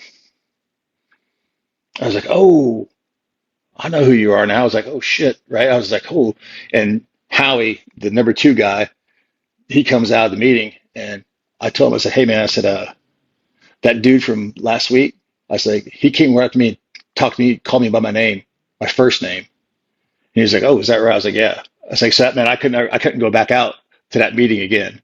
That's how good those guys were doing stuff. Yeah, crazy, man. Just stuff like that. You're like, hmm. And then we get back, and like 2 days later, they poisoned all the water. We had to drink all bottled. Like we couldn't use the showers because they just, the place is like bizarre, just complete backwards. But I was so happy to get out of that place. It was crazy, dude. Yeah. I can tell you, I was in Baghdad when that went down, and there's some stuff that happened prior to that that kind of set the stage for that in Baghdad, right? So when we all get, you have radios and cell phones that are issued to you. So when they give you the call, you have to come to the team room, right? And all of us got the call. So we show up to the team room. They give us a brief, said, "Hey, the annex in Benghazi has been attacked. The ambassador's missing." Like all this stuff going down. We're just like, what? And then they tell you, who's on the ground there. You don't know who. Like if you don't work the job, you won't know who they are, but they have call signs. Everybody has call signs, right? Mine was JB, very simple. Some guys are, like a Drago and all this other kind of wacky stuff, right? When they told the call signs of who was on the ground, I was like, oh shit. And then they come back, and we're getting updates, what's going on, and you find out that Ty Woods, Roan, was killed, and Glenn Doherty was killed. Both SEALs, both very well respected guys, well-known guys, good relationships with many of the guys that were on the ground that night. And it was just like suffocating, like weight in the room.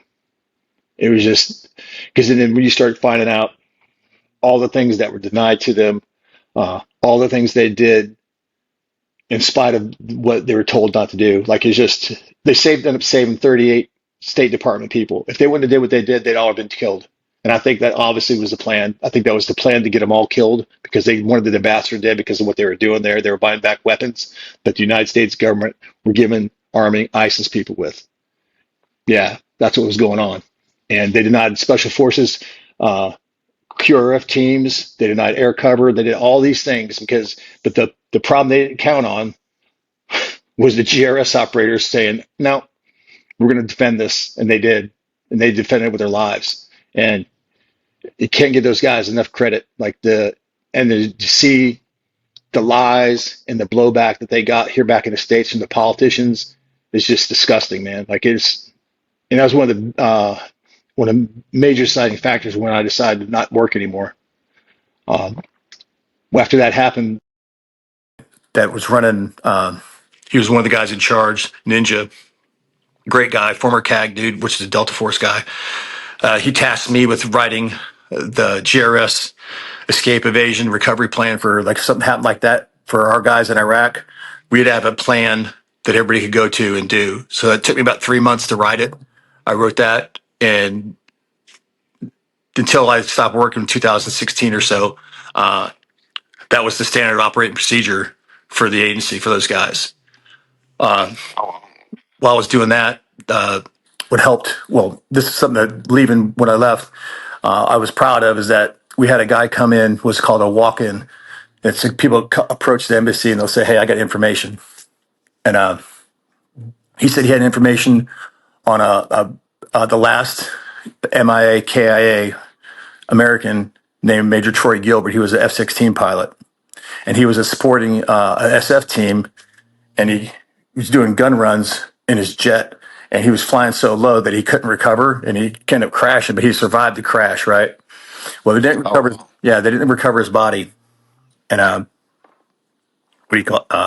So they had information. They've been trying to find this guy for a long time, and this guy comes in. And he says, "Hey, I know the location of his remains. X, Y, Z." So me and another guy, which is one of the agency guys, another intel guy, they're like, well, what do you think? I'm like, well, I say we shut down all operations for the GRS in the country. We get the Iraqi army to set a cordon perimeter around where this location is, and we go in and we get his remains. I said, I think if the longer we put this off, the less chance we're going to have to get this guy. Well, politics gets involved. They shoot that down. I rotate out. Nothing happens. I come back for the next rotation. Same thing. They think they know where he's at, but the United States government will pull the trigger on this to go get the dude.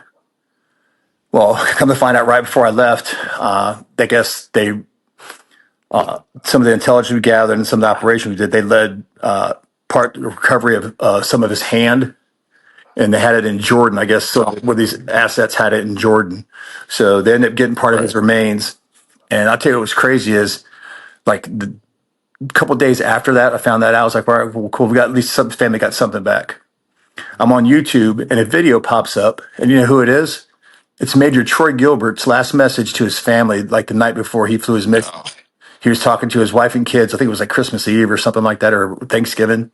And I never searched for the guy's name, but it came up in my feed on YouTube. And I was like, how odd is that? I was like, wow. So I watched it, man. It got me choked up. I was just like, man. And I just kept thinking, if we would have acted on this 5-6 months ago, maybe we could have got his arm or his leg or even something more. But again, politics, bureaucracy, like poo-pooed all that. And that was like one of the last straws for me too. I was just like, it's not worth the money anymore, especially after Benghazi and all that kind of stuff. Plus you had a bunch of internal, what do you call it? The politics in it, dealing with people that I'll tell you a prime example. I was a team leader from one of the moves, and the case officer, she's a female. She's probably 26, 27 years old, about 100 pounds. Right. So when you give your brief, you give a brief on what's required to wear. And policy from the chief of station, which is the number one guy in the country, is when you leave the wire, you have to have your body armor on and a weapon, right? I give the brief, sure. Everything's good to go. I have one of my guys come up and tell me, it's like, hey, JB, she doesn't have her plates in. I'm like, what do you mean? She's got her carrier, but no plates. So I go up to her. I say, hey, ma'am, I said, you got to have your plates in. She's like, well, it hurts my back, blah, blah, blah. I'm not going out. I said, well, you're not going out then. Well, she gets all poo-poo face and goes around me and goes to the chief of base, who then turns to the chief of station. The chief of station's like, no, policy is you're going to wear your plates. Well, they come back to me. Right. They come back to me and they're like, all right, she got to wear her plates. I'm like, great.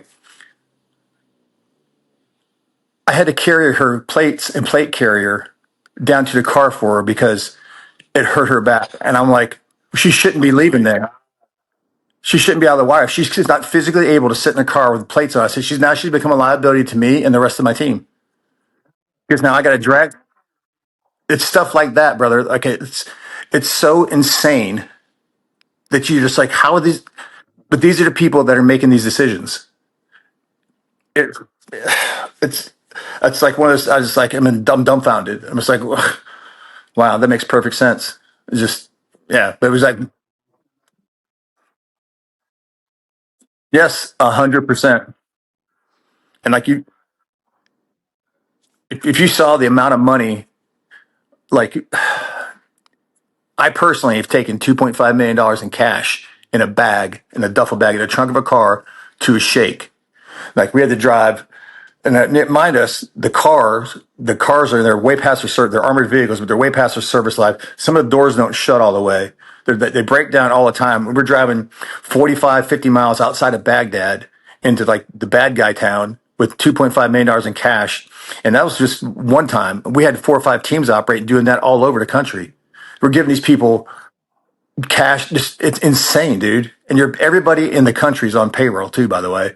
Like you pick people up and you get in the car that work in the banks, the government, like almost all the generals, their FBI guy. Like I'm like, who are we not paying? It's crazy. And we can't even get a car that runs half the time. I'm being dead serious. It's so frustrating because the guys I worked with, most of them are like legit patriotic dudes. They're trying to do the right thing, man. They're trying to do the right thing, trying to help people, trying to do like pursue America's mission. And then you get that kind of stuff thrown in your face. You're just like, is it worth doing it anymore? It wasn't. It wasn't.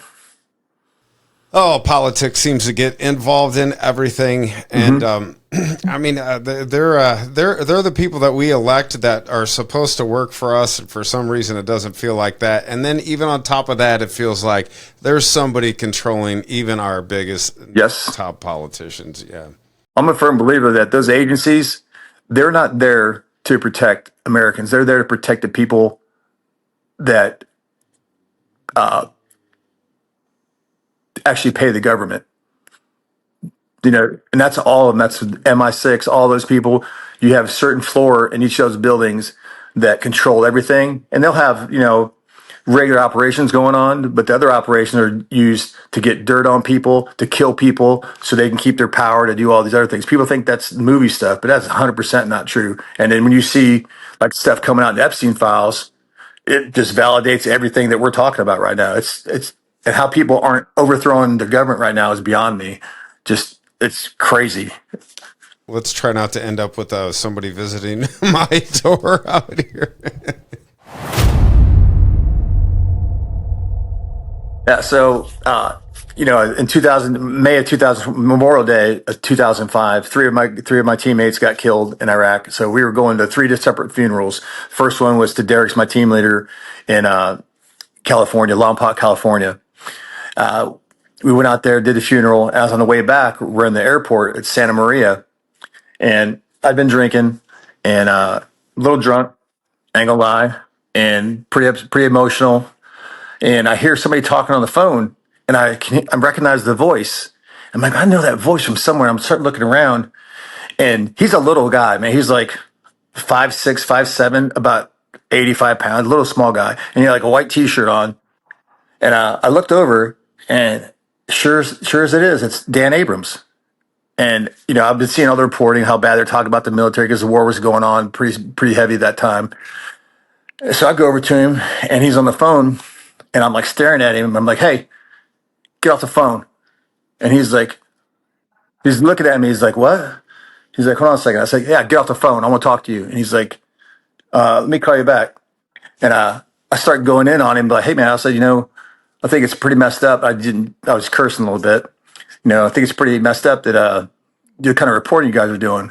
It's like you're reporting all this bad stuff. I said, you don't report anything good what we're doing, this and that. And I'm getting pretty heated. And to Dan's credit, he kept his composure. He probably thought I was going to hit him or something, which he probably wasn't wrong. Well, my boss, who's a major, Mike Flatten, he comes over and he's like, JB. And he's like, calm down, man. He's like, come on. I said, no, we're good, right, Dan? I said, we're good, right? And he was like, Yeah, I said, we're good. I said, I'm just talking. I said, I'm just talking, man. So we start talking a little bit, and he asked me what's going on. So I told him about Derek and Casey and Jeremy and what we were doing. And he was like, okay. He's like, hey, he gives me his card. And he's like, hey, call my producer on Monday, and I want to do something for your friends. I'm like, yeah, okay, I appreciate it. I thought he was blowing smoke, whatever. So we get on the plane. We fly back to LA. As we're getting off the plane in LA, there's an old guy as we're departing, probably 60s, 70s. He's early 70s, old guy. He didn't look healthy at all. He looked sick. And him and his wife, and he's walking. He fell like right in front of me. He like stumbled. He fell face first, busted his head and his nose and his lip. And like people just walked right around him. I couldn't believe it. I was just like, and of course, immediately go like try to help the guy. Like told Major Flatten and can't think. I'm losing my train. What's his Rob? Or excuse me, Brad Riley. Sorry, Brad Riley, who was on crutches because he got shot in Afghanistan. So he's got shot through the foot. So he's on crutches. I said, hey, man, you guys stay with him. I took all our stuff, we had our clothing bags, gave it to Dan Abrams. So he's like standing there with like all our stuff like a Sherpa. So I ran down the gateway and trying to find some help for this guy. And I find no one wants to help this dude. I can't find anybody in the airport to help him. We get a wheelchair. We get him to the bathroom. We're trying to clean his face up and all this stuff. Then finally paramedics show up. And Dan's like following us around with all our stuff. And he was just like, hey, he's like, I'm serious. Just call me on Monday, blah, blah, blah. I was like, yeah, whatever. And I come to work on Monday. And his producer had already emailed me. She was like, hey, I'm so-and-so with the Abrams show. I want to do X, Y, Z. She's like, I need some information. I sent her all the information I had on what happened, who Jeremy, Derek, and everybody were. And he ended up doing a segment on his show at the end of his show. It was about a minute long or so. And he did a fantastic job. You know, he represented them well. And it meant a lot to the families, too. And he made copies, CD copies, and he mailed them to us. He mailed them to me, and then I gave them to the families. You know, and it was nice to see finally somebody recognize the sacrifice people are making, that it's real. It's not just something you see on TV. He got to experience it firsthand of the pain that comes along with it, you know, because those people, they don't understand that. They don't care. They really don't care. But I give him credit, you know, because he is not a conservative person by any means, but he did the right thing, and he did a good job of it. You know, production crew and everything. So I give him hats up. Once in a while, I'll email him, and you got to pay to email him too, by the way. And I'll send it. Yeah, it's like, well, it's weird. And I say, hey, I don't know if you remember me, but you did something good for my friends. I appreciate it. You know, thank you so much. And it was a good thing he did, and it meant a lot to the families. My closing argument, a story about my time in Santa Maria, California that has nothing to do with Michael Jackson. I was flying out of Santa Maria for the weekend and was approached in the airport by a guy named John who said he was a fan of the show.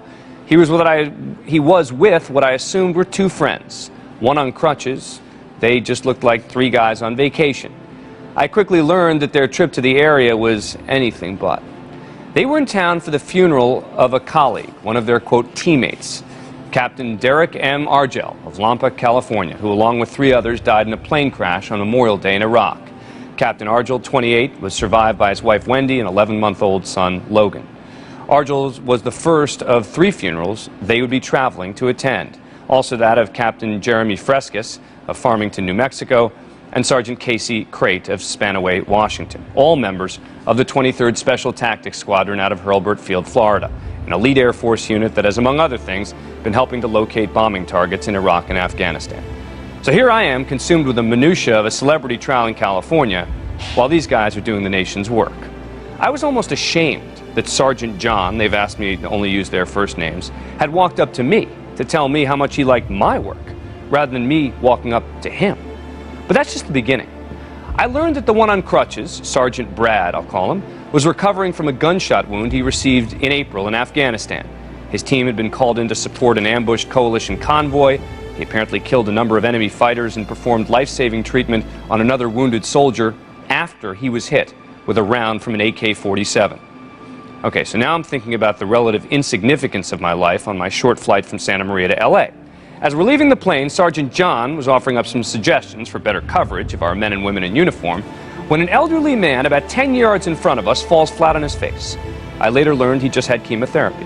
His head and his hands severely bruised and bleeding, Immediately, Sergeant John called to Sergeant Brad and Major Mike and instructed them to stay with the fallen man while he ran for help. Sergeant Brad, on his crutches, ran down the gateway. It was as if they had trained for this mission too, to help anyone in need. They called for first aid. There was none. They did what they could, eventually got a wheelchair and took him to the men's room, helped him clean up. About 30 minutes later, a medic arrived and all was well. These guys are heroes on the battlefield, but they're also living heroic lives, making sure their fallen comrades are remembered properly, and while they're there, helping out anyone else in need. Sergeant John, Sergeant Brad, and Major Mike, I salute you guys. Coming up, your emails on the Jackson Jurors. And he actually made it better than it. He made it sound a lot more positive on my end than it was, because I came across very aggressive with him, and he handled it with a lot of grace, and I'll give him credit for that as well. Hey, so I was told to ask you a question from Dandy Kellum. He's been blowing me up. He said to ask you about being lost out in the wilderness and having a near-death experience. Oh, no. Oh, all right, I'm like, my face is getting red now. All right, so Lord have mercy. This is funny because, yeah, and you know what? I completely forgot about that till you just said that. And it's taken, like, what is this, 2026? It's taken 10 years to live that down. We were in a friend of mine, another friend of mine and his wife, we went camping in the Ozark National Forest. And it's March, and it was cold. It was like, during the day, it was like 35. At night, it was like 22. It was pretty cold. And we're camping. We had a fire and all this. And it was late, and everybody went to bed. And I've been drinking, of course, and I didn't want to go to bed. I wanted to drink some more, and I needed more firewood. So I went to get more firewood. And if you've ever been in a real forest, you can't really walk like you see in the movies. I mean, there's trees and all this stuff. And I went off, and I must have fell. I don't remember. And when I woke up, it was kind of daylight. It was still dark, but it was daylight, and my head hurt, and I was bleeding. I busted my head open. And I was like, what the? I'm still pretty drunk. And I was medicated too. I was taking a lot of pills. The VA was giving me antidepressants. I was taking Xanax and my pain medicine for my injuries. Stupid mix. But it was one of the, like, now I can look at it and go, what are you're so irresponsible, because I had a family, had children, just irresponsible. I don't look at it that way, because I was so miserable. I was so broken, but I didn't really recognize it, Anyway, and I'm hurt. I'm like, damn, I don't know where I'm at. And I didn't. So I just started walking, trying to find my way out, right? I had on a pair of like hiking pants, some tennis shoes. I had a t-shirt and a windbreaker jacket. That's all I had. And I'm walking, and daylight comes up. I still have no idea where I'm at. There's no sign of anything. And I come to this stream probably like 20 feet across. So I try to cross it. I went and there's like a big rock sticking out of the water. So I was going to like put my foot and jump across. Well, I put my foot, and it slipped, and I fell chest first on this boulder. And you could hear like crunch, and I could hear it in my head. I was like, like knocked the wind out of me, and I fell in the water, which was freezing cold. So I think that kept me conscious. Otherwise, I think it would have knocked me out. And I'm like, oh, and I get to the shore. I'm like, can't hardly breathe. Like, oh, I'm like, hurt. I know I was hurt. I thought I broke some ribs, is what I thought. And I get up, and I pull my shirt up, and I got this, like, it looked like a bent eggplant going like from the top of where my penis is up off to the left side of my belly button. And I was like, oh, that ain't good. And I just tucked my shirt in. I was like, all right, well, I'm just going to keep going. I really couldn't breathe right. So I kept walking, and I come to this place that said, it looked like it was old. It said you used to have inner tubes for rent or something, which didn't make any sense because the water is not inner tube deep or whatever, right? And then off to the distance, there was like not a cabin, like a improvised building, but you could tell somebody actually took time to build it. And then there were little You ever see like the little plastic soldiers they put up on the ground for like target practice, like little plastic army men, but they're like hollow. There were several of those around. And I was like, that's weird. I was like, hey, well, maybe there's some people around here, right? So I start walking, and it gets weirder and weirder. And then I see some vehicles that I've never seen before, people in uniform I've never seen before. And I'm like, listen, man, I said, I'm hurt. I said, can you help me? No one will talk to me. No one will speak to me. I'm being dead serious. And it was so weird because I'm like, hey, man, I said, I'm a retired military guy. I said, I'm hurt. I said, I need some help. And no one would talk to me. It was the weirdest thing ever because I've never seen people in uniforms like that before. And I've never seen the vehicles like that before. And there was a lot of people out there. It was odd. And I don't know if it was, I'm being dead serious, brother. I'm on my children's life. And so I'm like, whatever. So I keep walking and walking and walking. And I try to cross another street, slip and fall, hit my head again. And I'm just, at this point, I'm so frustrated. And I'm just like, so I keep walking, and I'm going up and down these hills and all this stuff. Night comes, I'm freezing to death. It's so cold. So I'm like trying to cover myself with leaves, and then I start wheezing. I can like just, I'm like, that's not good. Daylight comes up, I keep walking. And usually when you go anywhere in the forest, you can find trash, signs of people, right? I didn't see any trash. There was nothing. And I was like, man, this is weird. So day 2 goes by, night goes by. So I'm out there the second night, and I didn't know until after I got back. It was like 27 degrees, and I'm trying to stay. I'm trying to stay warm. I've got these leaves covered off me. I'm just jackhammering. I'm like freezing. I'm wet, and I tell you, what's funny is I'm laying there and I hear this like growling. I'm like, I was thinking either like I think it was a mountain lion or hogs. I'm not kidding you. I started laughing. I was like, oh, this is great. I was like, I'm going to die out here getting eaten by a mountain lion, right? Or a hog, right? Well, it was my stomach growling. It was my stomach growling. But I wasn't hungry, but it was just growling. It was so weird. It was kind of a moment of levity.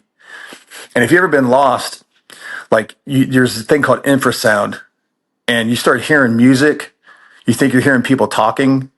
I kept hearing music, like all kinds of. I was like, man, must be a bar or something around here, but it wasn't. It was just the sound of the forest, and like I would stop and I'd pray, And I was saved then, but I believed in God, but I was not practicing at all. I mean, it was just. But I was praying, and I would talk to myself, and I'd pray, and I'd stop, and then the wheezing started getting really worse, and I knew something was wrong, and my legs started hurting really bad, getting really stiff.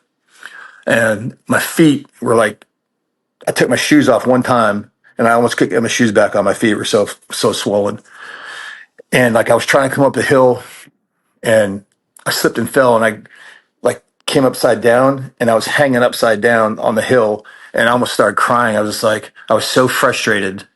It was just like I couldn't. And I thought I'd follow the water, I'd follow the stream down, and I'd find my way out. I'd follow to the stream, it would just stop to like rocks, and I have to turn around. And this went on for like 3 days. And I finally I get up this hill, and I slip and fall again. And I'm laying there just in agony because I knew something was really wrong then, because like I couldn't breathe. And every time I thought I had broken ribs or broke my sternum.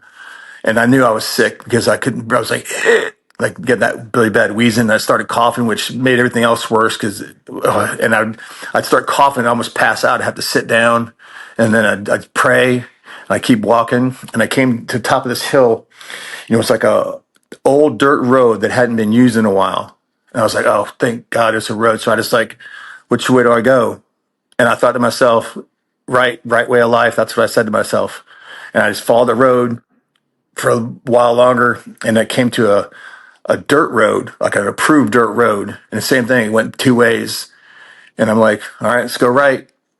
And I started walking, and my legs stopped working. Like they wouldn't bend anymore. They were like super stiff. I'm just like, oh, it's like this isn't good. And I couldn't breathe. And I found a old Bud Light bottle, but it was the metal one. And I hadn't had anything to drink for the whole time. And there was like a a puddle, and I found it bottom. I took the lid off, and I bent down to scoop the water up, and my legs didn't bend. I fell face first into the road, and I started laughing because I had to look ridiculous because I just like fell forward like, and like just like the. Probably if I didn't laugh, I'd have started crying. I was so frustrated, and I was just like, and then when was it the second night or the third part or third morning when I was coughing, I almost passed out. And I came to, I was like sitting there, I was so ashamed. I was like, "What are you doing?" I was like, "You got a wife and children, and you're gonna die out here, and no one's gonna know. Your wife and your kids are gonna think that you just left them." That's what they. And I was like, the shame I had, plus my background, like in special operations and all this, I shouldn't have been lost. I shouldn't have been in this position to start with. I totally put myself in the position just by being stupid, legitimately stupid. And it hit me just like I had so much shame that it was almost unbearable. But I just kept one foot after the other, and I rolled over and I got up and I started walking down the road, and I started getting really bad. I started going, I couldn't get a breath, and I was getting really dizzy. And here comes a truck up the road. I was like, and yeah, I had blood all over my face, dude. I looked terrible. I had thorns all in my fingers, like in my I had thorns everywhere. And this guy stops and he's like, "Partner, you look like you need some help." And I couldn't hardly talk. I said, I need to go to the hospital. And his wife got out of the truck. She's like, "Come here." And she like got me in the truck. She took her jacket off, gave me her jacket. She gave me her Diet Coke. And they called the ambulance on the drive. And they're sitting there trying to talk to me. And they're being super, super nice. And I'm fighting everything not to break down crying and not pass out. I felt so bad. I thought I was dying. I ain't gonna lie. And they're being so sweet talking to me. And they asked me if I needed anything, and I was like, I wanted an orange soda for some reason. And she's on the phone with the dispatch trying to get an ambulance, and they're like, where we were at, it'd have been faster for them to drive me to the hospital. So on the way, she stopped at a convenience store and got me an orange soda, which is just crazy, awesome people. And they get me to the hospital, and they wheel me in. And my brother, my oldest brother, I ain't seen him since I was probably 16. He left for the Air Force when I was a kid because he wanted to get out of the house because of our parents, right? And he's in right in the front of the hospital where the emergency room is, and I'm like, trying to talk to me, and I'm looking at him like I didn't know who he was at first. It was like because it didn't make any sense. Why would he be there? You know, I'm like, he's like John, it's Tim. And I'm like, what are you what? He's like, it's Tim. And it kind of hit me. I was like, what are you doing? He drove from Texas because my mom called him and said I was missing. And they found him. So he drove from Texas and he met me there. And they get me in the hospital. And I'm like jackhammering. I'm like really messed up. And they did a CT on me. Of course, had a concussion. And they did a CT on my abdomen. They had a bruised duodenum, whatever that is. I guess that's where your intestines connect or something. And they think I broke a bunch of the cartilage in my chest, which makes sense. I've had that before when your ribs, it's very terrible. And I had rhabdomyolysis. You know, we usually get that, like, you know, CrossFit people get it. And what happens is like when you overexert your muscles to a point, they break down, it gets in your bloodstream, and it clogs your kidneys and it kill you. And it, of course, has hypothermic, all this kind of stuff. And that was just a mess, dude. And the doctor told me, he's like, if they wouldn't have picked me up, I probably would have died. They said I wouldn't have lasted another day just because the rhabdo would have killed me. And of course, now I'm sitting there miserable already. And I'm sitting there now, it's hitting me again. What a just dumb decision I made. And then when my kids came in to see me and my wife, I apologized. I was just like, the shame I felt like was just right now, even just senseless, selfish too. No, selfish is probably the better word.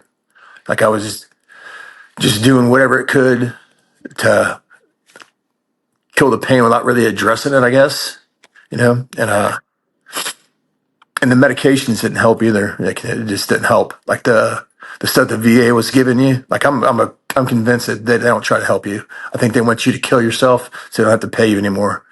I honestly believe that. I can tell you that I wrote a little like a paper after, like a little short story on it to help me deal with it. And like the times when I was like stopped and being miserable, I thought back about selection, that being at the combat control indoctrination course, like my gold ring ceremony, fighting. Definitely, I 100% believe that the way I was brought up, the fighting aspect, my ability to deal with pain.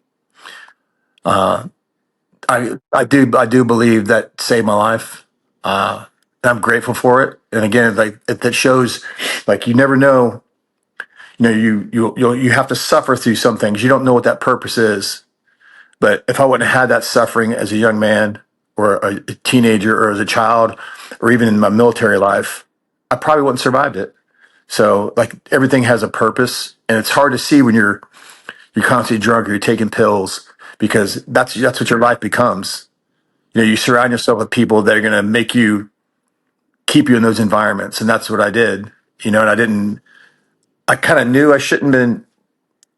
I didn't feel like I needed to drink or take the pills. I wanted to, if that makes sense. I didn't feel like I had the physical need, but I wanted to because I just didn't want to have to deal with all this stuff. Like we're talking, like I couldn't even talk like this a couple years ago. I couldn't even get through it. I'd be a mess.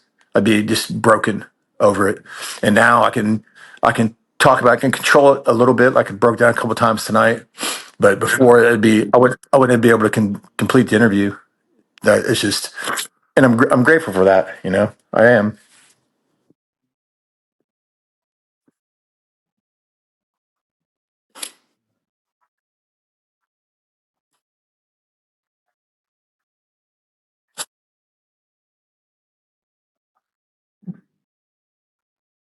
And that's another thing too, is it was even miserable because I didn't have any of my medicine. I couldn't drink. So it was like with the withdrawal and it was all that mixed on top of it. The mental aspect was, yeah, and sick on top of it.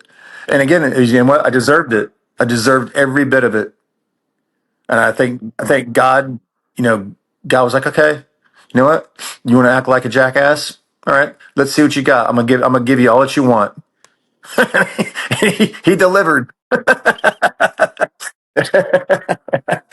Oh, yeah. Yeah.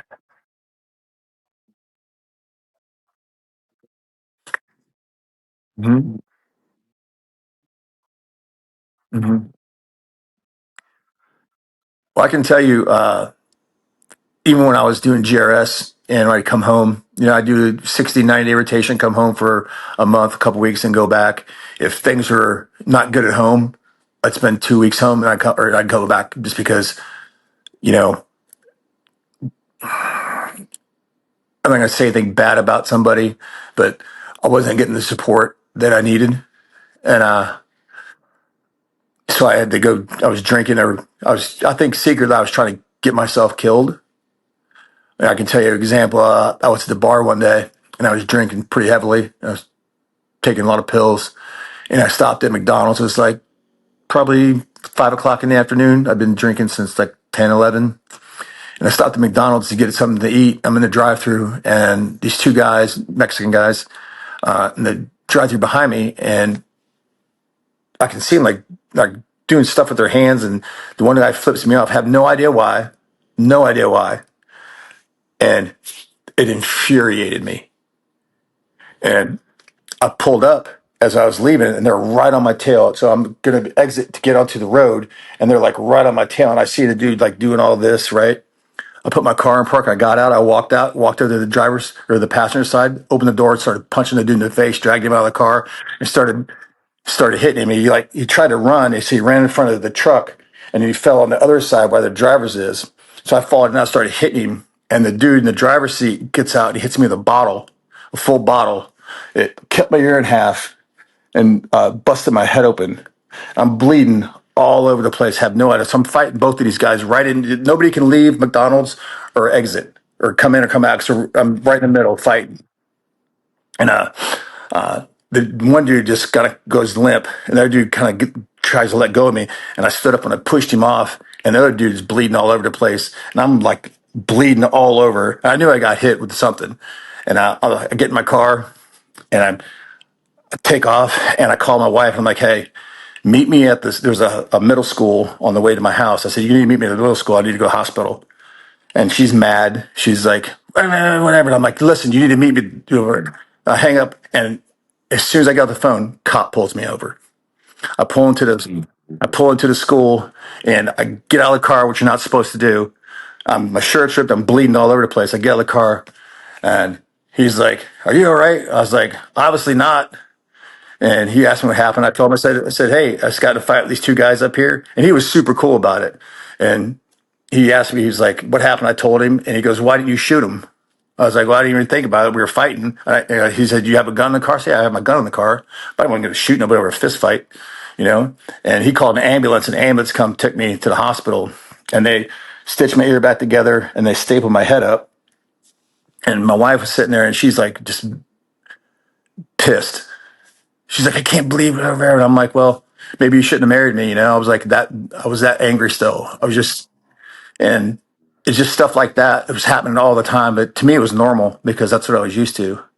Because in the PTSD, and there would be times we'd fight, and I'd go park my car. My friend has a piece of property off the highway, and he's got a chain off, so I'd go out there and I'd have I'd put a fire, and I'd sleep outside. I'd bring my laptop and I'd watch a movie and I'd drink and take pills till I went to sleep. And a couple of times I went out there with a pistol and I was going to kill myself. And one night I went out there and was drinking, did the same thing, had the pistol out. I guess I fell asleep, and I had to take my youngest to school that morning. And my alarm woke me up in the morning, and I kind of grabbed everything and I threw it in my car, and I drove. And I'm looking like a mess. I took her to school, which I shouldn't have. And I get a call from my friend. He's like, "Hey man," he's like, "You left your pistol out here." And I was like, "Huh?" Didn't remember it. Didn't. And then I was like, "All right, man." Okay, went and got it, and then went back to drinking. Same day, same thing, doing the same thing. And so many times, I'm not gonna lie to you, I sat there with a pistol. And the reason I didn't pull the trigger is my kids, and nothing made it better. And it's one of those. I had a guy. I was on a team with him. His name was Matt Landsberg. He's a combat control officer. Young guy, great guy. He killed himself, and not to mention like just all the, my story is not unique to anything. Like there's people. I mean, then you see young, talented people broken, and honestly, society doesn't care. America doesn't care. They don't. I mean, they don't. They say they do, but they don't. And they can't understand why people are broken when you can't understand the experience because you haven't done it. And talking to people, you can talk to people all you want, but unless you live that experience, it's so hard to get that across. Just to know the pain that people have dealing with it. And again, I'm blessed. I look at my life and I just cannot believe I've gotten all this in spite of my best efforts.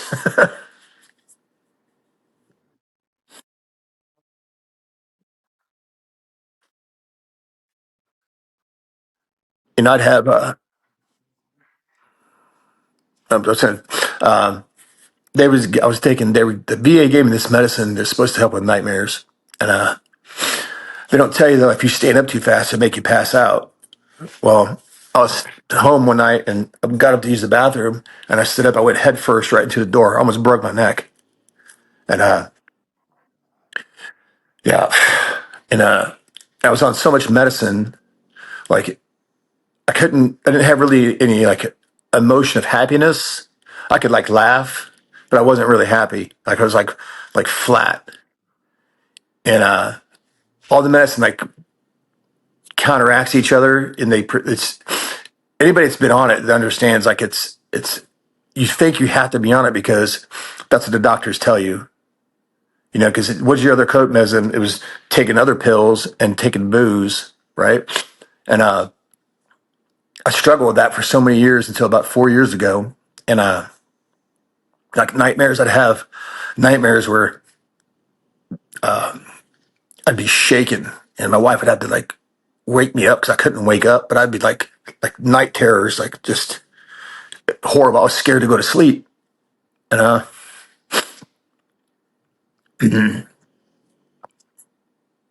started. I picked the Bible up one day, and I started reading. Didn't know. Couldn't really understand it, you know, because the way it's written, all that. I just started reading, and I didn't stop, and I didn't understand a lot of it. Still don't. But I stopped taking all my medicine one day. I just stopped taking it, and kept reading. Every morning I get up and I read. Still to this day, I get up in the morning, I get up and read. I've read the Bible probably 20 times, and every time I read, I've learned something new, and I can tell you for a fact that it saved my life. It's given me a new life. Like, the peace I have now, never had before. My nightmares gone. Like I used to feel the need to drink, do all this stuff, party, go beat people up. If I drink, I'll have like a cider because I like the taste. I don't drink to get drunk. I don't have the need. I don't feel the need to go out and party or like getting arguments with people. Like I actively avoid all that stuff now. Like I look at my life completely different. Even my military life, where that was my whole identity, is what I did. Fighting was what I did. Really doesn't, you know, I don't care about it, to be honest with you. I'll talk about it because it's good experiences for me. I enjoyed some of the stuff I did. I was very fortunate. But I don't have that need now to be that person. I have a deeper need. I want to serve people. You know, I'm teaching now. All the young guys I teach, they're all Christian. We sit here and talk about our faith when we're working out or when we get done.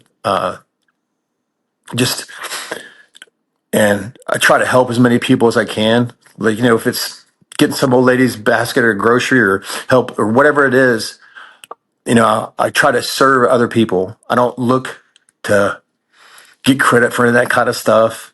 Like my family means more to me now than it's ever meant. I spend every Friday I get to watch my grandson. I'm watching tomorrow too. Like, in the relationship with my children is better than it's ever been. And this again, just 'cause my outlook is different because I've been given the opportunity to see life clearly. It's like when you have dirty sunglasses and you clear them off, you're like, oh, that looks a lot different. That's exactly what my life is now. And it's a miracle. Like, there's some stuff I've left out on this too that, like I said, no one would believe half of this stuff. And I wouldn't believe it either, but I've lived it. And I've been given such a life of abundance that even just like when I talk about it now, I haven't talked about it in a long time. It's just that it's sobering to realize how much time I wasted on things that mean absolutely nothing. I could give my life for something that came out of a pill bottle, for being stupid. or could have hit somebody and killed them or paralyzed them or something. And wasn't caring about me. I didn't even think about those things. Now I do all the time. It's just, and I've been fortunate that I can be this age and have that kind of honesty with myself. It's hard to deal with, like, a lot of times the shame that comes with it. And that's why I pray. But I know that's a life I'll never have again, and I don't want it. My life I have right now is the best it's ever been.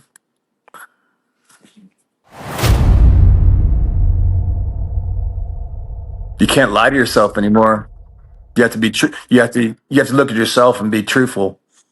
One of the sayings I heard was, what is it? If you really want to change your life, blame the person in the mirror or something like that. And that's 100% true. Like, if you've got any problems in your life, look at the person in the mirror. And that's true. If you can't be honest with yourself, you'll never get past that. And that's hard for some people. It's hard for me because your ego, especially as a man, you have to admit that you failed so many people so many times. Yeah.